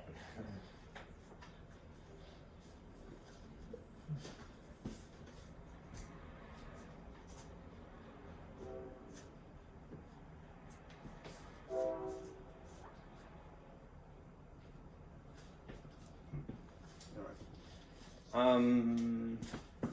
What if you had something like this? The square root of 2x plus 3 plus the square root of x minus 2 equals 4. Right. Now, in this case, we have two radicals. Right. you want to still try to, if necessary, rearrange the parts algebraically onto opposite sides of equals. You want to isolate one or the other, a radical to one side. All right. So it probably doesn't matter which one that you move. Right? My instinct is just to go with this one somehow. So just because it's already on, this is already on the left. So if I'm going to move stuff over equals, I'm playing the game of algebra, but the most basic technique, linear equation techniques, which is to go, all right, I'm going to add and subtract here. So I'm going to take this minus this ugly thing and then plop it over here, right, in that incarnation. Something complicated, ultimately minus itself, is going to strategically cancel, right? That leaves me with this. 2x plus 3, isolated to one side, equals 4 minus the square root of x minus 2. Okay. Now, once you have a radical isolated to one side, all right, depending upon the type of the radical, you're going to apply opposite operations, right? So if you're dealing with the square root, you're going to square, all right? Square the square root. All right. So I'm going to raise this to an exponent of 2. Again, if it was in the rational notation, there would be a half here. And again, there would, a half times its reciprocal would be 2 over 1. It's the same thing, just a different notation. And I have to do it to both sides. My hands are tied. Whatever you've done here to justify, you balance the other side the exact same thing. The same thing. So I'm going to encapsulate this entire ugly mess and then put a 2 there. Right. The effect is that this would square, and that would essentially cancel this, exposing the guts here, the radicand of 2x plus 3 to the outside open air. Which means you now have this, 2x plus 3 exposed, and then you have this. Now, you might see that and get a little nervous, but again, don't get, if you, again, not to make too much of a speech, but to set a good example, all right? You have to trust yourself that A, you can figure something out, and B, that there's an answer for every question, or almost an answer for every question. There's at least a technique out there that wouldn't give you this problem, you know. And what I want to sort of point to is this. If you know your factoring techniques, specifically this one, the perfect square trinomial, you might look at this and go, pish posh, all right? Not to be, I'm not going to be intimidated by that. Now that's ugly, granted, but just recognize it's two things sitting next to each other with a minus in between, and it's being squared, which means that there would, in theory, just be this ugly thing cloned right next to it. That is basically what you see right here. Something sitting next to itself. Right, rather than using the abbreviation of writing it one time and putting an exponent of 2 there. That makes this the perfect square trinomial, which means it ultimately would follow the model of a squared minus 2ab plus b squared. Right? All right. So I'm going to draw the model. The outcome of this, without stressing too much, is that it's going to be a squared. I know there's no a in here. I'm just replicating the model from memory. Because this is the minus incarnation of this, minus 2ab plus b squared. Now, what I have to fit into the model are the unique features of this particular thing here, right? Which is going to be that essentially this is the a, and this gobbledygook is b, the whole thing, right? So you would put a 4 here in place of a, and a 4 there in place of a, and then, although it's a little bit messier, you would put the square root of x minus 2 here in place of b, and then the square root of x minus 2 here in place of this b. Now you might go, why are you putting parentheses there? That's just a good habit, right? When you insert things into formulas or models or what have you, I always draw the parentheses whether it was there or not, because it's a reminder that if you have something more complicated than just a regular ordinary number like 4, if it was, say, -4 even, right, the exponent would still affect it, right? So it's just a way to be precautious, really. Anyhow, this is known as the perfect square trinomial from factoring techniques. Right? That means that this is going to be kind of a mess when it gets cleaned up, but no more radicals, at least not 2, there's 1. Not going to be left over for a while. All right, so I'm going to write everything sort of here. There's the left half of this, which is 2x plus 3, and then there's the right half of this that I'm now going to clean up. 4 squared is just simply 16, right? 2 times 4 would be 8, so it's -8. And then, because there's a radical, the best that we can do is just simply write it adjacent, so x minus 2. And then, the effect of squaring something that is a radical, that is a square root, is again a cancellation effect. So this is going to cancel that, exposing x minus 2. So this is going to be plus, and again, you be careful, because there's a plus in the model, all right, I'm going to wrap a parentheses here. It's superfluous in this case, but if it was a minus as part of some model, you'd have to remember to distribute that, right? So you'd have that there, okay? Now that this is in fact a positive, even if I distributed this, you wouldn't need this, right? But you have to be careful, all right? Next thing. Eventually you're going to start performing algebra. You're going to start moving things around via opposite operation. But before you do that, again, always start with the most basic foundational thing that we have, right? Arithmetic. Clean it up, right? Group things together that you can. Pair, do the addition, do the subtraction. What came out of this over here is a letter x and a number 2. It just so happens that this 16 and this are like terms, so I can mash them together, right? That means that this is now 2x plus 3 is equal to 14 minus 8 square root of x minus 2 plus x. Right? Right. Now, if I can't simplify the right side of equals any further still, now I play algebra, which is to move stuff around, right? There is a value of 2x here, and there is a value of positive 1x technically here. If I move the 2, I'm going to get a negative there, which isn't necessarily a bad thing, but my instinct is to start taking this junk and putting it over here. Right? It's probably a matter of preference only. So I'm going to make a table, and I'm going to scoot the x portion of this from there over to the opposite side, so I'm going to put minus 1x here. Simultaneously, I'm going to take this positive 4 and 14 and then subtract it. So I'm going to minus 14 here. Right? You might wonder, well, why don't you move the 8? Right? Perhaps I will, but there's still a radical. So remember, you have to try to isolate radicals to one side. Right? So I'm going to leave that for a moment. Let me clean up the mess that I have here. What am I going to get here?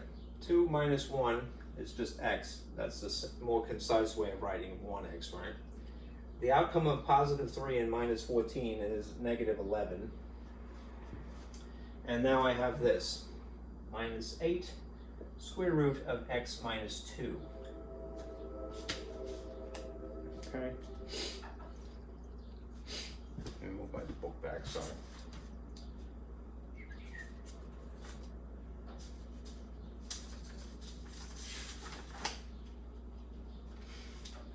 Okay. I'm running out of space, so I'm going to erase a little bit and then put this up here.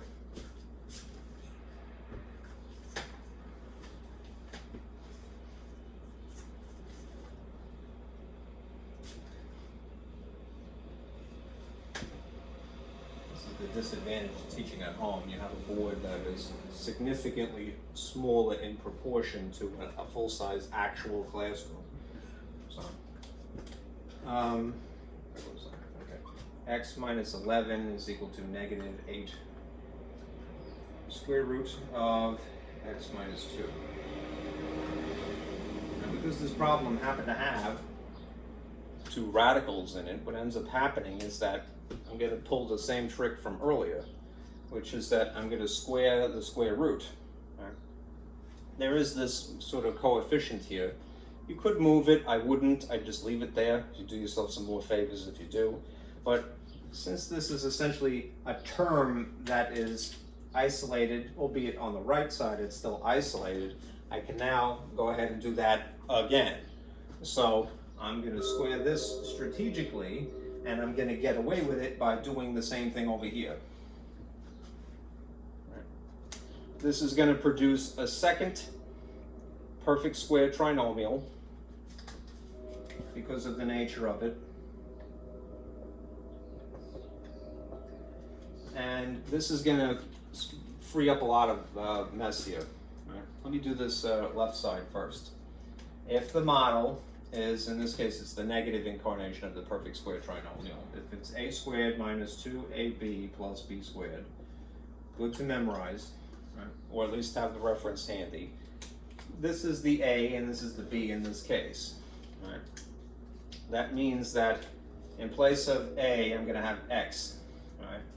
In place of a, I'm going to have x. In place of b, I'm going to have 11. Right? And 11 here. All right. So this is going to be x squared minus 22 with an x attached to it plus 121. That is the left. Right? Over here, when you have ugly mess with an exponent applied to it, and these are factors, they're not terms at this point. It's just one more or less term rather than two. They're factors. Each one of these, according to the product rule, or the product's 2-power rule, would be affected by that exponent. What I'm alluding to is this. The rules of exponents are now coming into play. When you have factors that would be inside parentheses as I've written them, and they're raised to an exponent, they're kind of like the distributive property. You're giving the exponent to each of the contents. All right. Now, granted, it's x and y in the example, but the two things that are pressed together like that, they're factors. All right. So the effect on this side here is that you would have negative 8 squared, which is 64, and then squaring something that is square rooted essentially cancels. So you'd have this, I'm going to just write it in its own little parentheses. Right? Because it's a factor unto itself. Right? Well, maybe I'll put it on the inside. You have to remember that you're going to end up having to distribute. Right? So I'm going to clean up one side before I start intimating with the, introducing to the opposite side. So distribute 64, end up with x squared minus 22x plus 121 is equal to 64x times 128 minus 128. Right? 2 times 4 is 8, 2 times 6 is 12. It's a funny looking 8, but it is. Okay, now it's quadratic, right, which means that I could try at this point finally, maybe setting this equal to 0, maybe factoring it. Right? So I'm going to start dragging all this stuff over to here.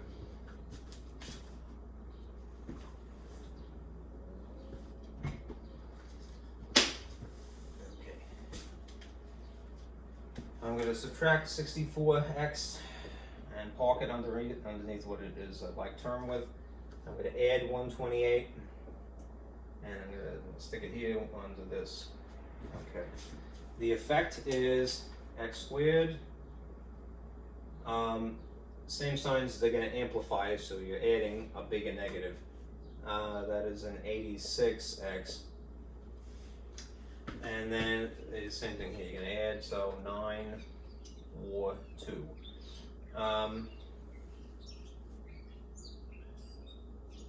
Good. Okay. And it's a positive. This is set equal to 0. Now these numbers are not warm, fuzzy, and familiar, right? 86 and 249, but it is correct. So since the lead coefficient here is really just 1, all right, you could try to tinker with it, you know, by going from this to what normally is the case, right? Some binomial sitting next to some binomial. That's usually what happens, right? So x squared is for sure going to be an x and an x, all right? What is the factors of 249, though? Right? We need to know these factors, all right, in order to decide what goes here and here. Right, because not only will they have to multiply to make 249, they're going to have to maybe add or subtract to simultaneously make negative 86. So what you would need to do in this case is to consider the product and the pairs of factors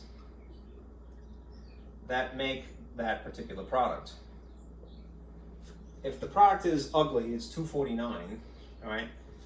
What you would do in this situation is, and it's the whole reason that I put this here, use the rules of divisibility in the order of 2, 3, 4, 5, and so forth. Because that'll help you establish where to start and where to end when you're trying to list the possibilities. Right? Start with the easiest pair of factors that would multiply together to make this. 1 times the thing. So 1 times 249 is a possibility. Is this an even? No. So therefore 2 cannot be the next possibility. Is this divisible by 3? According to the rule for divisibility of 3, if the sum of the digits, that is if you added 2, 4, and 9, and you got some, and that is divisible by 3, meaning it divides nicely, no remainders, then that would be also be divisible by 3, right? The whole kit and caboodle. This is 6 plus 9 is 15. 15 divides nicely by 3, so the whole thing would divide by 3. 3 goes into 24 8 times, and goes into 9 3 times, so 83. All right. Now, without going any further, and I would normally, is test the rule for 4, test the rule for 5, and so forth. That's what you need to get 86, all right? Because 83 plus 3 would make 86. Now, I'm going to put the 3 here and the 83 here, all right? And I, as an afterthought, will consider the sign combos, all right? If you want these things to amplify, that is, you want them to get bigger, addition has to occur. What causes addition is same signs. If you have the same signs, regardless of both negative or both positive, that causes addition. So if I need it to be negative, then they both have to be negative, right? That is completely factored, right? What that means is that x in one of these cases, if I now apply the zero product rule, it would have to be 3 to make a 0 here. If I apply the zero product rule to this, the x would have to be positive 83. So 3 and positive 83. All right. Oh, I'm sorry. Is that right? I gotta check my signs here. Yeah. All right. Let me make a little note in my book here. I fudged a number. I fudged a sign. Okay. -86.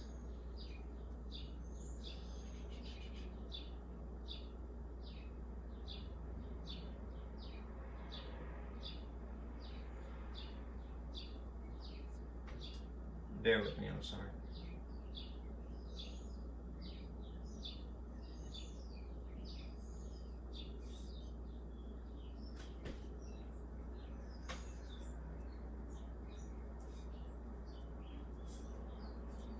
And positive 3. Okay. All right.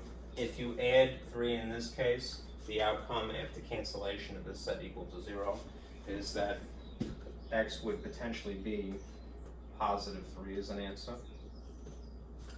If you follow the logic here of this equals 0, then you would add 83 in that case as a cancellation effect, and then your x, the alternative one, would be positive 3. All right, now, because so much manipulation has gone on here, what I need to point out is that you should check whether these are extraneous or not.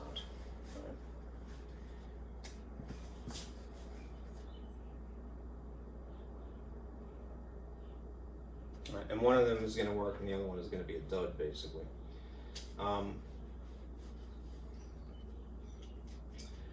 What should happen is that the positive 3 works. Right. So if I go back to the original equation to check these, 2x plus 3 plus x minus 2 equals 4, and I insert 3 here and 3 there. Right. This is going to be 6 plus 3, which is 9. The square root of 3 is 3. Again, I know although theoretically there would be a positive or negative outcome, we only consider the principal square root. Right. This is going to be 3 minus 2, which is 1. And again, in spite of the theory, you only consider the positive, right? And you get 1, and then 3 plus 1 is left over, so this is 4 equals 4, and that certifies that is a legit number, right? Not extraneous. If you then took 83, although the arithmetic and the algebra is good, all right, and then put the 83 here and the 83 here, you're going to get into some trouble, all right? And here's why. All right. If this is the original equation, 2x plus 3 plus the square root of x minus 2 equals 4, and you insert 83 here, the other one, 83 here, right? 2 times 83 is 166 plus 3 is 169, right? Square root of 169 happens, 169 is a perfect square. This is essentially what 13 times 13 would be. That means that this would be 13 here. If you put 83 in here and then you subtract, you're going to get 81, which is again suspiciously good, but square root of 81 is going to be 9, all right? This is in the way. The question is, if you consider, again, just the principal square roots, which is what we're required, all right, you get positive 13 and positive 9. Does 13 plus 9 equal 4? No. This would be ultimately 22, and 22 is not equal to 4. So, a person who goes through all this trouble, you didn't do anything wrong, right? You have to, there's another thing, all right? Trust yourself and, you know, don't reproach yourself automatically when you get an answer that's weird, right? This 83 is extraneous, right? Not your fault. It's just what happens when you square square roots and when you multiply and divide by variables. Okay. Finally, we can move on. 2 hours in, I know, but you know, better to be thorough than not. I'm going to turn my projector here. Check the time. Oh, it's almost 1 o'clock.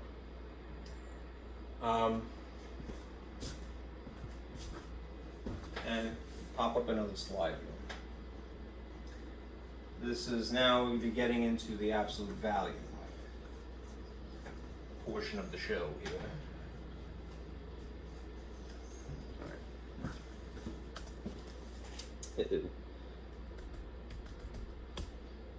All right. If you take a look at this slide that I've prepared, it's basically a model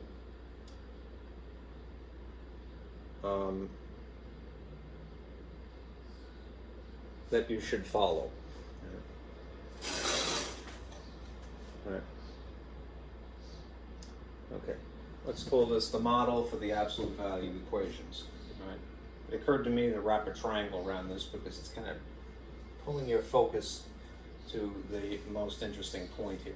The absolute value equations require consideration for the sign of the unknown that is in the modulus, the lines. Right? So to pull this down a bit, right? That means that in theory, what this could have started with, right here, is either a negative value in theory or a positive value. All right? When it is just x, not, no longer part of this, that's the possibility, this or this. So every time you get a problem, well, nearly every time, there are some special situations, you're going to write two equations, right, to consider that scenario or that scenario, right? Here are the other two things that you have to be a little leery of, right? If your problem starts this way, that you have absolute value lines and you see a negative on the opposite side, do not bother. There is no solution because it's violating what the condition of an absolute value is. If it's an operation that does something to the figure, what it does is it produces a magnitude only, not a sign. All right, that is certainly not negative. If you have the absolute value of x equals to 0 to begin with, then that just means that the answer is going to be one solution, whatever this works out to be. All right, you don't have to write two equations, is what I'm getting at. Most of the time, that's what you do. Why? Because there's no sign indicated here, and the number is not a 0. Okay? So we're going to solve for each of those possibilities. All right? Using this model and that model. All right. So here's an example. If you were to solve for the absolute value of x plus 6 is equal to 10, right? Again, just as in the case of radicals, we want to isolate now the absolute value to one side. Right? That means essentially, if there's some extra term here, move it. If there was a coefficient, move it. Right? You want just the absolute value equal to something. Right? So to justify moving 6, I would have to subtract rather. Right? There's going to be a cancellation effect on purpose. This is now the square root of, the absolute value of x is equal to 4. All right? That means, hypothetically, that what could the x have been? The x could have been exactly what you see here, right? A positive 4, all right? Or it could have been this. X might have been a negative to begin with. If this was a negative 4 here, what's the absolute value of negative 4? Well, it only tells you what the magnitude would be, and that would be the magnitude. All right? So those are your two possibilities. Positive 4, negative 4, technically. If you have something a little bit more complicated,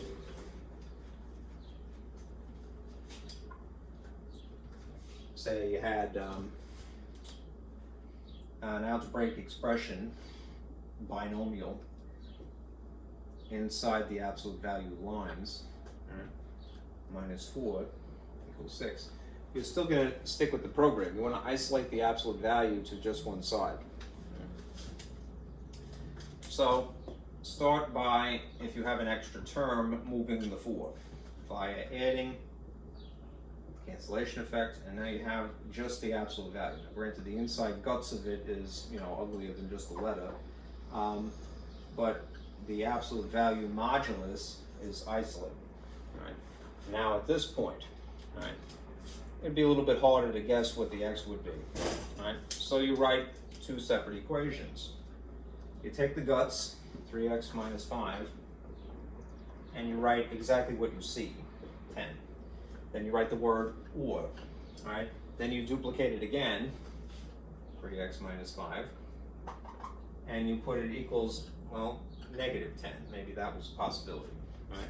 It's not that the 10 was negative, it's just that you're trying to consider, the situation where that would arise. Okay?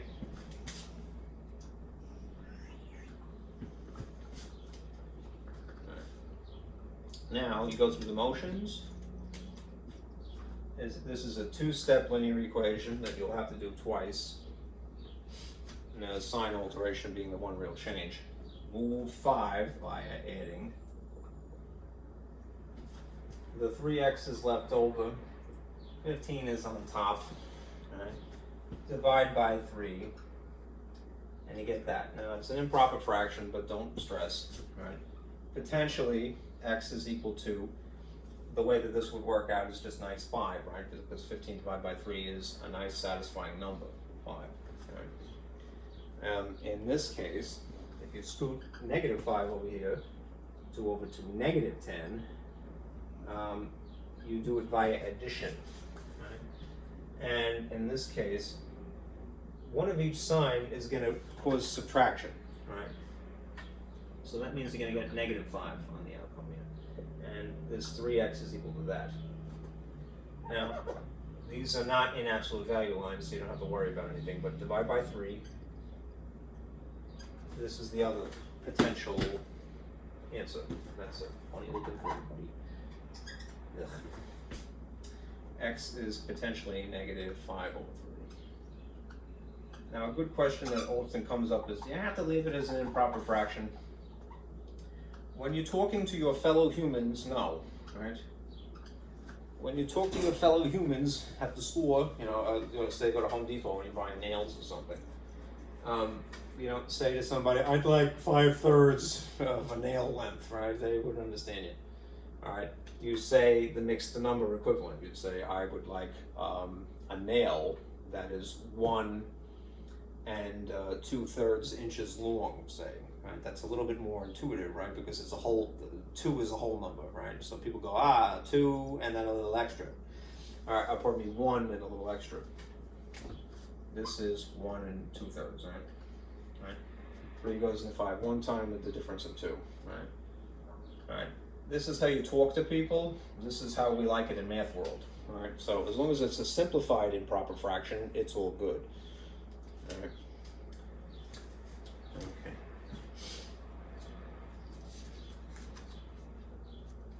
All right. All right. Now, the last thing I want to show you is just a technique for U substitution. All right. Because I'm barely going with the limit here in terms of time. All right. This is going to be useful to us when we get into transcendental stuff. All right. Things that are not algebraic per se. Where's my thing? There we go. You don't have to do this, but it might be to your advantage to have it in the toolbox ready to use when you need it. Don't try to put a nail in with a screwdriver, and don't try to take out a screw with a hammer.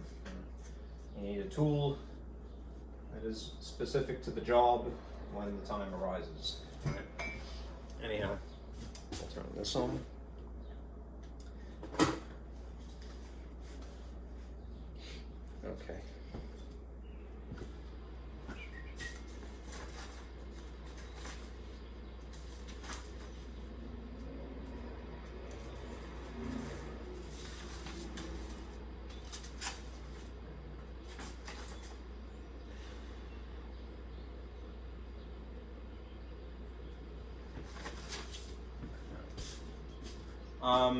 The example I'm going to use is for this particular problem. 3 times x to the 4th minus 2 times x squared minus 1 equals 0.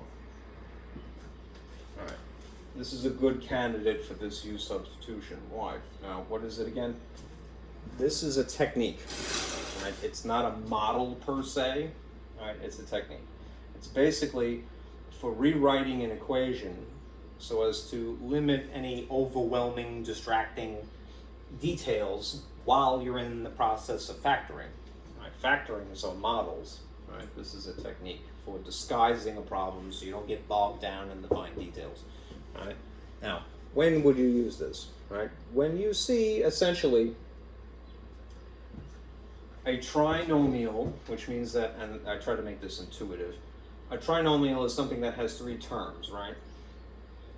So I just took the word trinomial and I broke it up into three terms. Right? That is in descending order. Remember, descending is in consideration of the exponents. This is slightly out of the frame, sorry. The exponent here is 4, and then the next one is 2, and the next one doesn't have 1. That's obvious anyhow. Right? So they're going down, they're descending. So if you have a trinomial in descending order, essentially, and it happens to be set equal to 0, as this is, then so far so good. Right? Next thing to consider is that the exponents have to have the same bases. So if you have some exponents, check out the bases and make sure that they match. This is a base of an x, this is a base of an x, also very good. All right? The third term should be a constant. Right? This a regular ordinary number, so it's 1 in this case, right? And then the last thing, which is a little more tricky, is that the degree of the first term, this one, should be double the degree of the second term. This is the second one. This is a term, this is a term, right? The degree here is 4, and the degree here is 2, right? The first is double, all right, in terms of its magnitude, the second term. So this meets all 4 conditions. That means that I want to try the substitution method, all right? Here's what you are basically going to do, all right? Whatever ugly, complicated thing you have, all right, as far as the base is concerned, all right, of your exponents, you're going to call that u, right? Base and its exponent.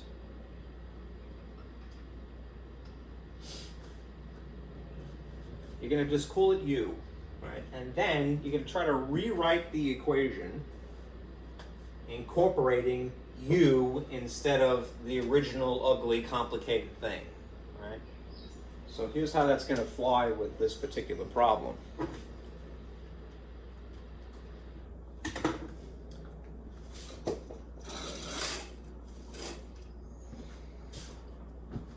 The not necessarily ugly or that complicated, but the term here, I'm just going to ignore the coefficient for right now, because it's not necessary, is x squared. Let's just call x squared the letter u instead, right? What's simplifying is that I'm not looking at an exponent right now, right? If I call it u instead. And what I'm going to do is I'm now going to try to rewrite this, incorporating the letter u appropriately. Right? Now it's not going to be necessarily immediately obvious, right? Unless maybe you have some experience already. But I would have this right off the bat. If I've decided that essentially x squared is u, right, then that would be the alteration up front, right? If, and I have to be consistent, and adding a second letter without getting rid of this over here and adjusting it as well is not doing me any favors. So what I now need to do is to consider, how can I write this using u's instead, right? Well, if you are aware, once again, if you are familiar with the power rule, comes up again and again. The power rule is when you have an exponent raised to an exponent, right? And in my example on this sheet, it's x to the third to the x to the second. And then you multiply them in the case of an exponent raised to an exponent, and the abbreviation would be x to the sixth. I'm sort of working backwards in this case. Is it possible, right, that I could have had this x to the something raised to a something that would amount to being 4, right? Well, if it were this, if it was x squared, all right, the thing that is over here to begin with, what would the other exponent on the outside have to be? If these things are multiplied, what makes 4, if there is in fact a 2 here, is another 2. Right? And it just so happens, of course, right, that I have disguised x squared as the letter u. So if in theory in this inside of this parentheses, this little pocket here, right, there is that same feature, all right? Now at this point, what I could do is write it as 3u squared minus 2u minus 1. Again, what's the advantage to doing this? It makes something that is, some kind of detail, all right, not as distracting in theory once you get comfortable with it. Because you may not like the letter u, but you're used to certainly factoring things that are x squared minus x, and that's the point. You're making it less complicated looking so that when you're in the process of factoring, you're not going to get bogged down. Okay? So here's what you would have in the interim. You'd have this 3u squared minus 2u minus 1 is equal to 0. Right. And again, if this is set equal to 0 and it's resembling a quadratic now, degree 2 is quadratic, right? It is maybe possible to go from here to what the binomial would end up being, plus or minus. But I'm not going to do that. I'm going to show you again from what was talked about last time, AC product pairs in tandem with factoring by grouping. Those two techniques are very powerful. All right. Because the coefficients are 3, 2, and 1, it's not impossible to go from here to here. But let me show you the more sophisticated way of doing it. If this is your lead coefficient, that's your A. If this is the constant on the end, that's your C. And these things in tandem would form an AC product, which is just a number 3, right? And then you would make a list, consider pairs of factors, right? Which in the case of 3 is just 1 and 3, all right? That means that when you split the thing in the middle, right, it's just going to be the only option that you have to make 2, which is 3 and 1. There's a 3u sitting here. There's a minus 1 sitting here. Right? There's u's in this case temporarily. Right? And you would consider the sign combinations that would force this to happen. Right? Well, if you want these things to shrink, subtraction has to occur, right? The combination of signs that causes subtraction is one of each, right? Meaning one of them is positive and one of them is negative. If you want the outcome to be negative, the larger magnitude has to be negative and the smaller magnitude has to be positive. At this point, you would try factoring by grouping. Why? Because you would have intentionally created a 4-term wide polynomial, and that's the strategy for that. Which means you just pay attention to these two things and factor out a monomial GCF. What do they have in common? Both a letter and a number. So it's 3u times u would be 3u squared. 3u minus itself times something would be equal to its negative version, which would be minus 1. And over here, all right, what do they have in common? Positive 1, essentially. Positive 1 times u is positive 1u. Positive 1 times negative 1 is negative 1. You have a match. This matches this, as you were hoping. So that means that the factored form of this is u minus 1 times the left outs, 3u plus 1, and it's still equal to 0. Okay. Now, you can, at this point, since it's now factored, put the x squared back into each of these and then solve for it. Right? I need the space, so I'm going to do that.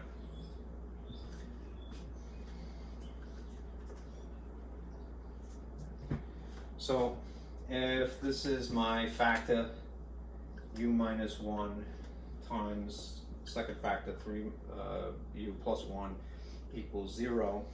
And in place of these u's, they're really, freestanding x squared. Right? Now I have one factor that might be equal to 0 and a second factor that might be equal to 0. In this case, this ends up being the difference of two squares model, right? The difference of two things that are squared. Now the 1 isn't written that way, but 1 squared would still be 1, wouldn't it? Which means that it would factor like this, all right? Equals 0. And over here, you have something a little bit more complicated, but 3x squared plus 1 equals 0. If you moved the 1 over by a subtraction, you'd end up with this. 3x squared is equal to negative 1. Divide by 3. And then you would have x squared equals negative 1 third. It's not finished,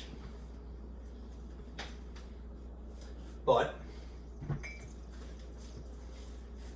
if you took the square root of something being squared, that would cancel. And then you'd have to remind yourself, well, I have to do the whole fraction. So in this case, I would have x is equal to plus or minus the square root of negative 1/3. Right? Right. When you have a negative underneath the radical, this is an imaginary number, right? So we're going to use the abbreviation to acknowledge that, right? It's a more theoretical thing, but x would equal plus or minus I square root of 1/3. There is some rationalizing of the denominator that you could perform if you wanted to, all right? But I don't think the book actually went into it yet. All right. Let me finish, save this for a moment. I'll go the whole 9 yards in a second, but we're already in theoretical territory. Over here, you'd have two factors again, all right? X plus 1 equals 0, x minus 1 equals 0. In this event, you'd subtract, x would be equal to negative 1. And in this event, you'd add, and this would be x is equal to positive 1. Those are two normal answers, right? If you check them, they should be fine, all right? You don't have to check this one. But those are cool, all right? Now, I don't think that anybody would bother you once you've gotten it down to these solutions here, especially not that one, because it's an imaginary number. A negative under a square root is an I. Then you have the positive more or less left behind in the radical. If somebody bothers you about this, where you have the square root of 1/3 left behind. I'm just considering the magnitude of this for a moment. There is something you could do which is called rationalizing the denominator. All right. First of all, the quotient rule for radicals would say that, well, you could break it up into two pieces. There'd be the square root of 1 here, and this would be a square root of 3 here. All right. Maybe one of them, ideally it would be the bottom one, would escape the radical. All right. In this case, square root of 1 would indeed be 1. All right. But then you'd be stuck with this, square root of 3. In that event, because it's considered more or less bad etiquette, pinky in the air sipping tea, you can rationalize the denominator. What does that entail doing? It basically means multiplying this entire thing by 1. Not to change any value. If you multiply by 1, it doesn't change the value of anything, but it will change the appearance of it. So the convenient ratio of 1 would be pretty, not all the time, but basically whatever you see here. So if you multiply this by square root of 3 over square root of 3, square root of 3 is the decimal of 1.7 something. All right, it would be something divided by itself ultimately, which is really just 1. But in this form, all right, it gets rid of the square root of the bottom. Essentially what you would have is square root of 3 on top, is it's 1 times that, right? And then square root of 3 times square root of 3 is just 3 ultimately. Right? When I was going through this, I stole this problem from the book. They didn't do that, right? But, and I guess because it's imaginary and they didn't want to even broach the subject. But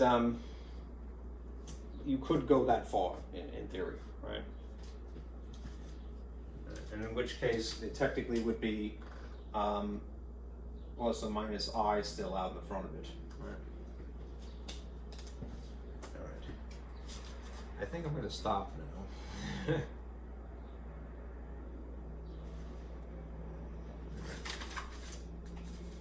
And that's it. Okay. Yeah, well, it's like almost 2.5 hours now. That's a lot to assimilate in one day. So let me stop here. That is the end of the section. All right, for homework, do section 2.6 in Canvas. All right, this is mom, really. All right, my open math. All right. If you haven't done the intro, do the intro if you haven't. To mom if you haven't.